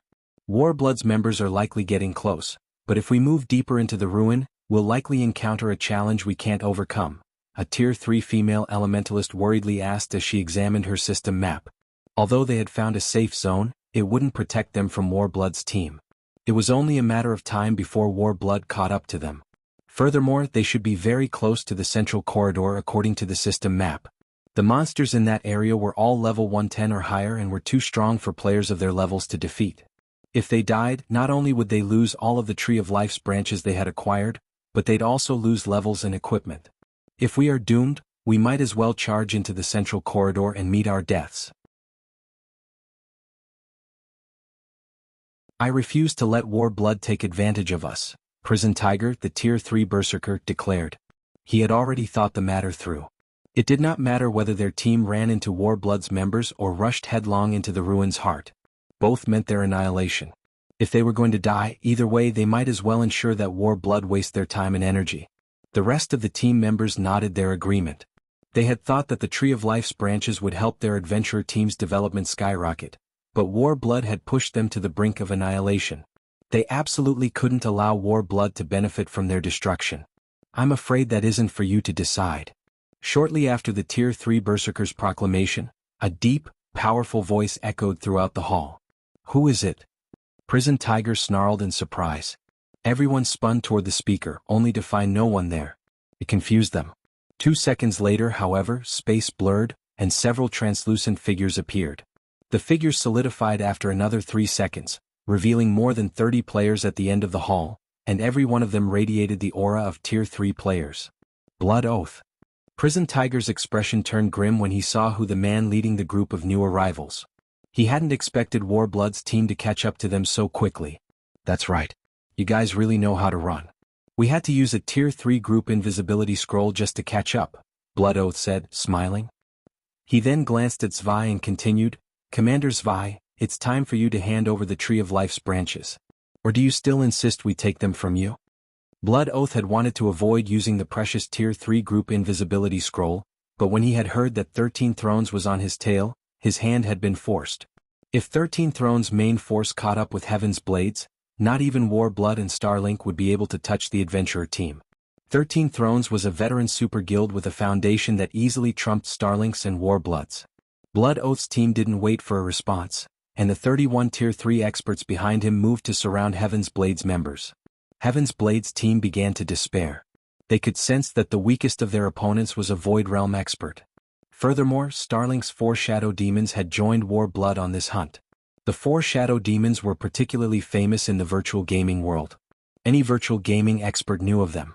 During their early days, these 4 players had given the various super first-rate guilds and super guilds massive headaches. Not only did those 4 players have Starlink's full support in God's domain, but they had also reached Tier 3. The 4 Shadow Demons could likely wipe out Heaven's Blade's entire team on their own. Commander, you should get out of here. Tiger and I will hold them back. They won't be able to get to you once you're in the central corridor, the Tier 3 Elementalist advised Zwei. The Elementalist recognized that Heaven's Blade's team stood no chance against Warblood's experts. Rather than involve Zwei in this meaningless battle, she'd be better off if she fled into the central corridor by herself while the rest of the team bought her time. Without needing to worry about her teammates, Zwei would have an easier time reaching the central corridor as well. I've already told you that isn't up to you. Blood Oath spat. He then turned toward the 4 Shadow Demons and politely requested, I'll have to trouble you for. Leave it to us. After all, it's why the guild leader sent us, Sword Demon agreed, nodding. He and the 3 other Shadow Demons then approached Heaven's Blade's commander. We've heard plenty about you, Commander Zwei. Although we'd like a proper battle with you, we're burdened with responsibility. I'm afraid you'll have to take offense.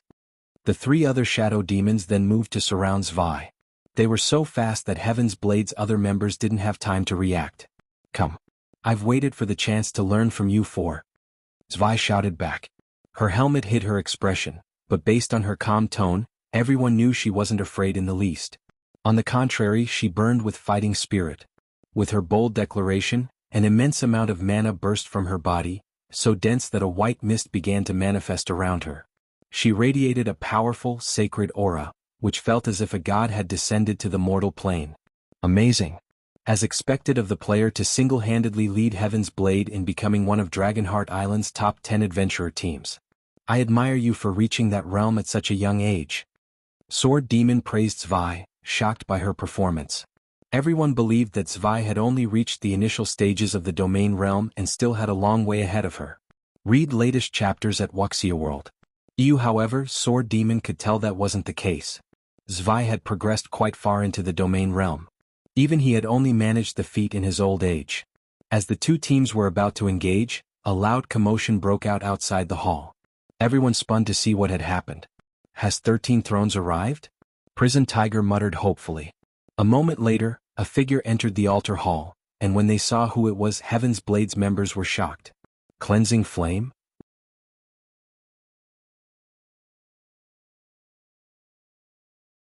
Chapter 24-22, Black Flame's arrival. Cleansing Flame's sudden appearance stunned and confused Heaven's Blade's members. Why is Flame here? Prison Tiger wondered as he rubbed his eyes, wondering if he was so exhausted that he was hallucinating. Their commander and sent Cleansing Flame retreating from the inner corridor with a portion of the exploration team. Although she had later run into Zero Wing, which had helped her team, returning to the inner corridor and reaching this altar hall so quickly shouldn't have been possible. Moreover, Heaven's Blade's members couldn't figure out how Cleansing Flame had made it past the army of mechanical golems that roamed the inner corridor. They had suffered considerably to get this far, yet Cleansing Flame didn't even seem to have lost much stamina or concentration, much less HP. She looked as if she had taken a leisurely stroll through her backyard. How did she get here? Blood Oath narrowed his eyes at Cleansing Flame. The corridor was littered with mechanical golems, and many of them were great lords. There were also several Grand Lord-ranked mechanical golems outside the hall.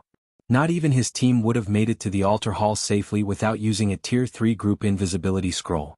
And yet, despite being a Tier 2 player, Cleansing Flame had entered the hall without taking any obvious damage.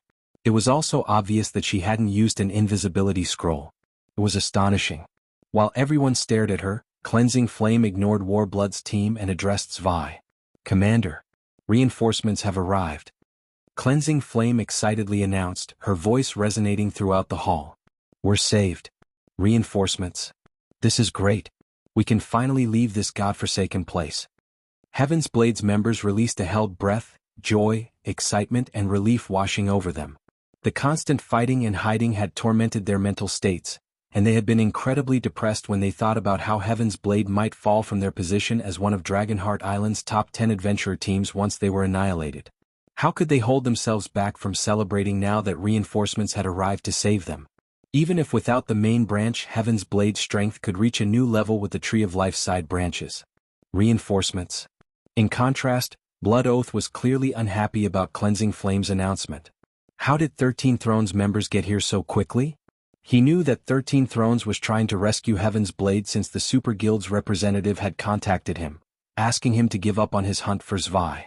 However, the idea of owning a Tree of Life was too tempting, and 13 Thrones forces had been nowhere near Zwei's team. If Warblood could annihilate Heaven's Blade's team and secure the Tree of Life's main branch, 13 Thrones would likely let the matter slide. Furthermore, Warblood and Starlink were partners in this situation, and starting a war with both organizations wouldn't benefit 13 Thrones, especially not over a Tree of Life main branch. If Warblood clashed with 13 Thrones' main force, however, it would be a different story. The Super Guild would consider it a declaration of war, and to protect its reputation, 13 Thrones wouldn't let Warblood or Starlink off the hook. Are we going to continue this fight, Commander Blood? Sword Demon asked in a whisper to Blood Oath. Blood Oath hesitated, unsure of which route to take. With 13 Thrones members here, the tables had turned, but he didn't want to give up now that he had set his sight on the Tree of Life's branches. While Blood Oath hesitated, Cleansing Flame spoke again, and the atmosphere changed again with her next statement. Commander, Guild Leader Black Flame and his 3 companions will be here soon. Then we can all get out of here safely, Cleansing Flame said, joyfully jogging up to Zwei. Prison Tiger and the rest of Heaven's Blade's members fell silent at that, their expressions twisting in disappointment. What was going on? Zero Wing was their reinforcements? After giving the matter some thought, Heaven's Blade's members realized what was happening. Cleansing Flame had informed them that she had secured Zero Wing's help and was going to lead the guild's members to the inner corridor. But why did Zero Wing only bring 4 people to rescue them? Did you misspeak, Flame? Are you sure it's 4 people and not 40? Prison Tiger anxiously asked. There was a huge difference between 4 and 40 people. No, I said what I meant for people, Cleansing Flame confirmed, shaking her head. The statement rendered Heaven's Blade's members speechless. They all assumed there was something wrong with Cleansing Flame's mind. Good. This is excellent. You actually dare to play us for fools. Blood Oath gave Cleansing Flame a painfully cold look. Do you really think you can just leave because Zero Wing is here? His team had seen his earlier hesitation, but he had only paused because he had thought 13 Thrones team had arrived. But now he learned that Zero Wing's members had come, not 13 Thrones. To make matters worse, only 4 of Zero Wing's members were coming to rescue Heaven's Blade. If everyone thought he had shrunk back in fear of 4 Zero Wing members, he'd be humiliated. Blood Oath wasn't the only one enraged. Every War Blood and Starlink member in the hall was furious. A Tier 2 player like Cleansing Flame had played them all for fools. You've doomed us, Flame, Prison Tiger said, smiling bitterly when he noticed War Blood and Starlink's members burn with rage and fighting spirit. Cleansing Flame might have fooled Blood Oath and his companions, but her actions had only added fuel to the fire. Even if Zero Wing's members could help them, they'd likely have an even more difficult time dealing with their enemies now. Relax, Big Brother Tiger. We're safe now, Cleansing Flame confidently replied, smiling at Prison Tiger's gloomy expression. Safe. Prison Tiger was at a loss for words. War Blood and Starlink had arrived with a team of 32 players, and every one of them had already reached Tier 3. How could they possibly be safe against such a force? Kill them. Leave none alive. Blood Oath snarled, his expression darkening when he saw the smile on Cleansing Flame's face. War Blood and Starlink's experts moved in on Heaven's Blade's members, rage burning in their eyes. They wanted nothing more than to tear Heaven's Blade's team to shreds. Boom. Suddenly, before War Blood and Starlink's team could act, a deafening blast echoed throughout the hall. A gigantic figure 8 meters tall, then flew into the hall. The figure was made of steel and wielded a great sword. It was a guardian soldier, a Grand Lord-ranked mechanical golem. The guardian soldier crashed into one of the hall's stone pillars, shattering it. Upon close inspection, one would notice the deep slice in the golem's body, which nearly split the Grand Lord in two. A guardian soldier? Read latest chapters at Wuxia World. Who did this? Everyone in the hall was familiar with how powerful the guardian soldier was. Even Tier 3 MTs struggled to tank the level 107 Grand Lord's normal attacks, and yet, a sword strike had sent it flying. Before everyone could react, another deafening boom reached them from the inner corridor. This time, several Great Lord-ranked mechanical golems were thrown into the hall. As clouds of dust filled the corridor, the players in the hall felt as if some monster lurked within. Moreover, this monster was approaching the altar hall. Everyone suddenly felt a cold chill crawl down their spines as they watched the hall's exit, overwhelmed with anxiety. As the dust settled, 4 cloaked players walked toward the hall. Blood Oath and the others were quite familiar with the figure in the lead, instantly recognizing him, Sword King Black Flame.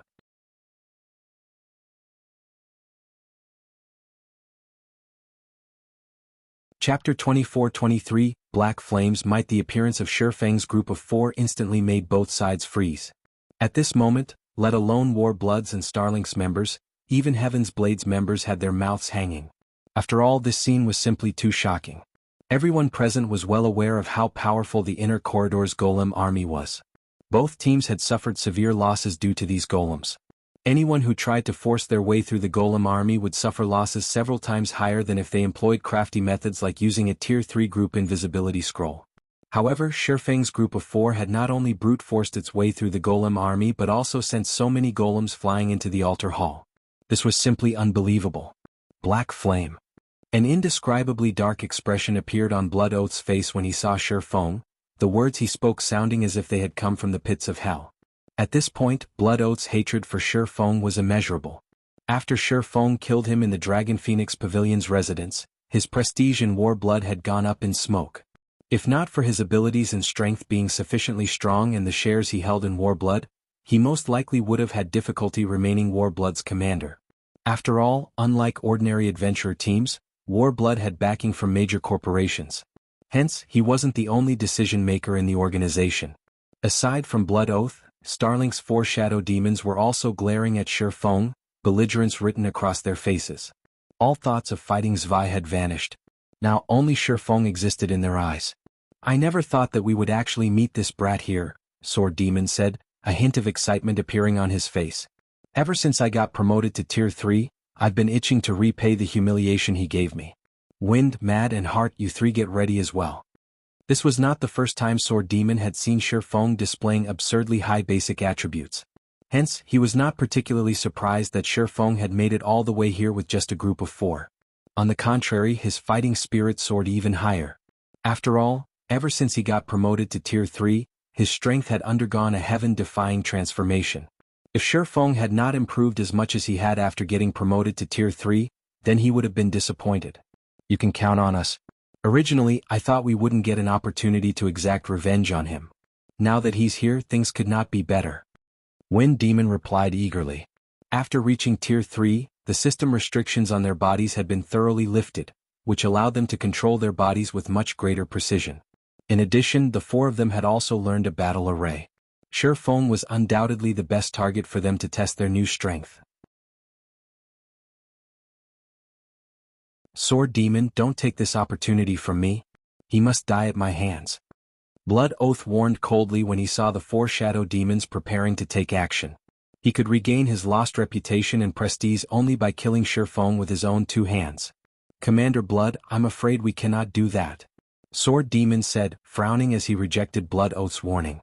His desire to kill Shifeng was not the slightest bit weaker than Blood Oath's.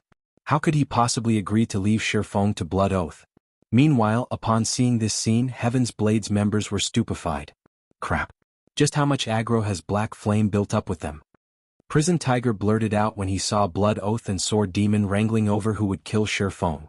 Originally, War Blood and Starlink had partnered to target Heaven's Blade. However, the moment Shifeng appeared, they fell out with each other and completely forgot about Heaven's Blade. However, before Blood Oath and Sword Demon could settle their dispute, the guardian soldier that had clambered out of the remains of the stone pillar charged at Shifeng without hesitation. At this moment, dark green runes appeared all over the guardian soldier's steel body, and the ambient mana flowed toward it rapidly. Its aura continuously intensified, and the cut on its body healed instantly. Oh no! The guardian soldier has gone berserk. Prison Tiger exclaimed, his complexion paling when he saw the guardian soldier's transformation. Although the guardian soldier was only a level 107 Grand Lord, when it went berserk, its strength rivaled that of mythic monsters of the same level. Even Zwei would not dare tank it in such a state. To current superpowers, level 100 plus mythic monsters were still incredibly dangerous existences, killing even Tier 3 MTs in just 2 or 3 hits. Without special means, even the various superpowers' main forces would have to avoid fighting level 100 plus mythic monsters. Hence, the Guardian Soldier was no trivial opponent now that it had gone berserk.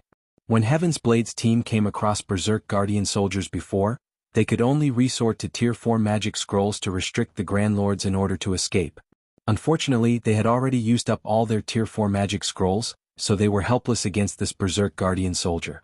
At this moment, aside from Heaven's Blade's members, War Blood's and Starlink's members also wore grim expressions on their faces. Although their team had previously defeated a berserk Guardian Soldier, they had paid a huge price. In the next moment, the berserk Guardian Soldier arrived before Shifeng and immediately swung its greatsword down at the swordsman. As the greatsword covered in emerald runes descended, it tore through space and left a pitch-black trail. It's over. Prison Tiger's heart sank when he saw the Guardian Soldier targeting Shifeng's group. From the fact that Shifeng's group of 4 had managed to arrive at this hall, Prison Tiger could tell that they possessed extraordinary strength. These 4 Zero-Wing members might not be able to save Heaven's Blade's team, but they would be of some help in the fight against War Blood and Starlink. Heaven's Blade's team might manage to flee again. However, if the Guardian Soldier were to kill Shifeng's group of 4 now, then Heaven's Blade's team would definitely be doomed.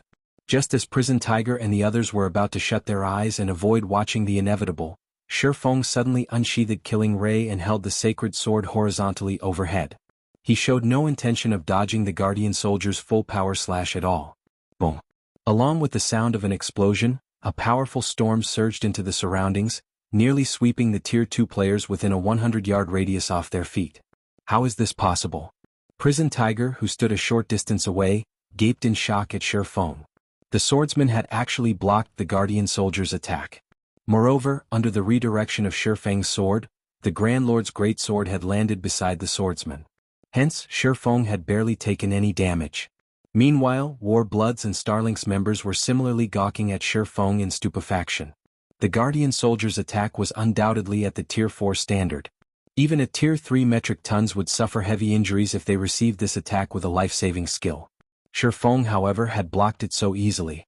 Before everyone could wrap their head around this shocking scene, Shifeng swung the Twilight Blade, which he held with his other hand, at the Guardian soldier.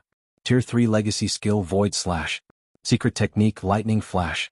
Before becoming a Master Magician, Shifeng could already execute his Tier 3 skills at 90% completion rate or higher. Afterward, his control over his mana body improved significantly. As a result, the completion rate of his Tier 3 skills reached whole new heights as well. System, Void Slash Skill Completion Rate 99%. Skill Proficiency +5.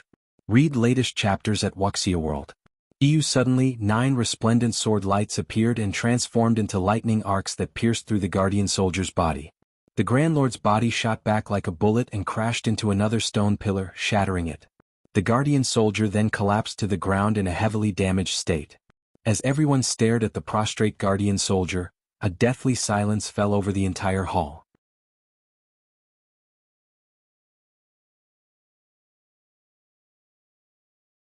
Chapter 24-24, Silenced? Is he really just a Tier 3 player? Prison Tiger was flabbergasted as he looked at the heavily injured Guardian soldier. He had experienced the strength of a berserk Guardian soldier himself. Back then, it took all he had just to block one of the Grand Lord's attacks. Meanwhile, he had not only gotten sent flying by the attack but also lost more than 2/3 of his HP. If not for his commander's timely use of a Tier 4 magic scroll to bind the Guardian soldier's movements, he wouldn't be standing here right now. Shifeng, however, had actually forcefully stopped the berserk Guardian soldier's attack despite being a Tier 3 Sword King. Following that, he had heavily injured the Grand Lord with just one strike. His strength attribute was frighteningly high. At this moment, aside from Heaven's Blade's members, even Warbloods and Starlink's members, who had planned to target Shifeng, were stunned by this scene, their mouths hanging wide open as they gawked at the prostrate Guardian soldier. Damn it! How did he become so strong? Blood Oath's expression turned indescribably heavy as he gazed at Shifeng, his anger and fighting spirit fizzling out. Previously, their team had managed to kill a berserk Guardian soldier only after using 3 Tier 4 magic scrolls and sacrificing 7 Tier 3 players. Although they had resurrected the fallen players afterward, the resurrected players still lost half a level, which would affect these players' progress considerably.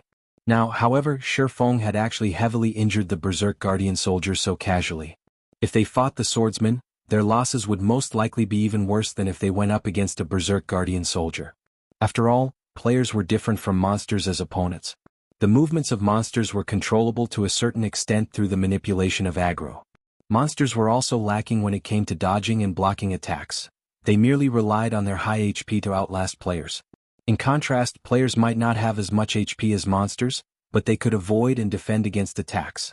In a fight between experts of equal combat standards, it would be very difficult to reach an outcome, unless there was a massive difference in basic attributes, as neither side would be able to land a vital hit easily. Both sides could only resort to a battle of attrition. Old Sword, it seems we have a problem. I'm afraid this brat's basic attributes are on par with those peerless monsters. In fact, his might even be superior to theirs, Wind Demon said to Sword Demon as he watched the Guardian soldier struggle to stand up. There were 3 peerless experts on Dragonheart Island, and the various superpowers dreaded every one of them. Even Starlink did not dare offend these monstrous existences. Meanwhile, the strength Shifeng had just displayed was not the slightest bit inferior compared to those 3 peerless monsters. If it came down to a fight, even if the 4 of them utilized their newly learned battle array, victory over Shifeng would still be a long road to hoe. Not to mention there was still Heaven's Blade Svi. The strength she had displayed similarly exceeded their initial expectations. His strength attribute surpasses that of Grand Lords of the same level? Sword Demon was filled with an indescribable sense of consternation as he stared at Shifeng. Just how many resources and opportunities did he receive? With Starlink's backing, the resources Sword Demon had obtained were far beyond what guild leaders of first-rate guilds got. In addition, while challenging his Tier 3 promotion quest, He had come across a fortuitous opportunity and secured himself a strength-type bloodline and peak legacy. Now, in terms of strength, he was already close to rivaling Grand Lords of the same level. With the boost from the battle array, his strength would surpass that of a Grand Lord. In terms of strength, he undoubtedly ranked at the top of God's domain. The only ones that could surpass him were Dragonheart Island's top 3 experts. However, those 3 peerless monsters all had a super guild supporting them. The resources and opportunities they received were far superior to his. Hence, his inferiority was only natural. Shi Feng, however, had only 0 wing behind him. Even though the guild was allied with superpowers like the Dragon Phoenix Pavilion and Unyielding Soul, producing a peerless expert should still be impossible for it. Meanwhile, after a moment of silence, whether it was Warbloods or Starlink's Tier 3 experts, every one of them froze, their eyes brimming with fear as they looked at Shi Feng. Heaven's Blade's members were stunned to see this. The fact that Shi Feng had heavily injured a Berserk Guardian soldier with one move was already plenty shocking. Now, he even deterred Warbloods and Starlink's members from taking action. These 32 Warblood and Starlink members were not only Tier 3 players but also at the Void Realm standard at the very least. If news of this matter spread, it would definitely cause a sensation throughout Dragonheart Island. No wonder Black Flame brought only 3 people with him to rescue us. He actually possesses such frightening strength. With this, Warblood and Starlink will have to think twice. Early Butterfly, a Tier 3 female elementalist from Heaven's Blade, said joyfully when she saw this scene. The 3 peerless monsters of Dragonheart Island were terrifyingly strong. Even the various superpowers' main forces were afraid of provoking them. Now, Shi Feng had revealed that his strength rivaled those 3 peerless monsters. If he worked with Heaven's Blade's members, then Warblood and Starlink's chances of victory would be considerably low. What do you think, Big Brother Tiger? I didn't say anything wrong, right? Cleansing Flame said proudly as she glanced at the stunned prison tiger. She knew very clearly what kind of strength Shi Feng possessed. Even Demon Palace's main force was no match for him. Warblood and Starlink naturally wouldn't stand a chance against him either. At this moment, Cleansing Flame even started wondering how Prison Tiger would react if he found out that Shi Feng had repelled Demon Palace's main force members all by himself in a frontal confrontation. Meanwhile, after Shi Feng heavily injured the Guardian Soldier, Kola, Turtledove, and Shadow Sword joined the fight. Although the 3 of them were not as strong as Shi Feng, they still weren't existences that Warbloods and Starlink's experts could take on one-on-one. Only Domain Realm experts like Blood Oath and the 4 Shadow Demons would stand a chance against them. For a time, the members of Heaven's Blade, Warblood, and Starlink watched quietly as Shi Feng's group of 4 took out the Guardian Soldier, an indescribably complex atmosphere filling the hall. After looting the Guardian Soldier, Shi Feng turned to Blood Oath, a smile appearing on his face as he asked, "Commander Blood, you've been watching for quite some time now. Are you planning to leave on your own? Or do you want me to send you off?" Although Blood Oath and the others had reached Tier 3, they still were not much of a threat to Shi Feng. After all, he possessed multiple fragmented legendary items. He would at most be wary of Warbloods and Starlink's hidden trump cards. After all, as Dragonheart Island's #1 adventurer team, Warblood should have come across plenty of fortuitous opportunities. The strength it concealed definitely could not be underestimated. At Shi Feng's words, Blood Oath's complexion turned ashen. For a moment, the Berserker wavered over his decision. If he chose to fight, he would have to go up against Shi Feng, someone whose strength rivaled Dragonheart Island's 3 peerless monsters. If he chose to retreat, he would be abandoning an excellent opportunity to obtain a Tree of Life. In addition, Warblood's reputation would most likely take a hit. After all, it would be impossible to keep such a huge incident under wraps. Read latest chapters at Wuxia World. Meanwhile, when Heaven's Blade's members saw this scene, they could not help but look at Shi Feng in reverence. Ever since Warblood became Dragonheart Island's #1 adventurer team, it had remained in the limelight of Dragonheart Island. No superpower dared to offend it. Aside from Shi Feng, there were most likely only a handful of individuals that could push Warblood to such an extent. Right then, however, another commotion occurred in the inner corridor. Immediately, everyone turned to look at the altar hall's entrance. In the next moment, a team consisting of 50+ members walked out of the monster-infested inner corridor and into the hall. The powerful aura the team exuded surprised everyone present. Meanwhile, every one of these players sported 13 Thrones Guild emblem. Leading these 13 Thrones members was an elderly man, Elder Wu, one of 13 Thrones Grand Elders. You're tuning in to the Han Lee's Wuxia Adventures YouTube channel. We're so grateful for your support, and don't forget to subscribe to join us on this incredible journey through captivating stories.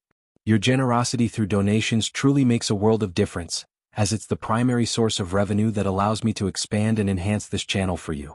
Thank you from the bottom of my heart for being a part of this adventure.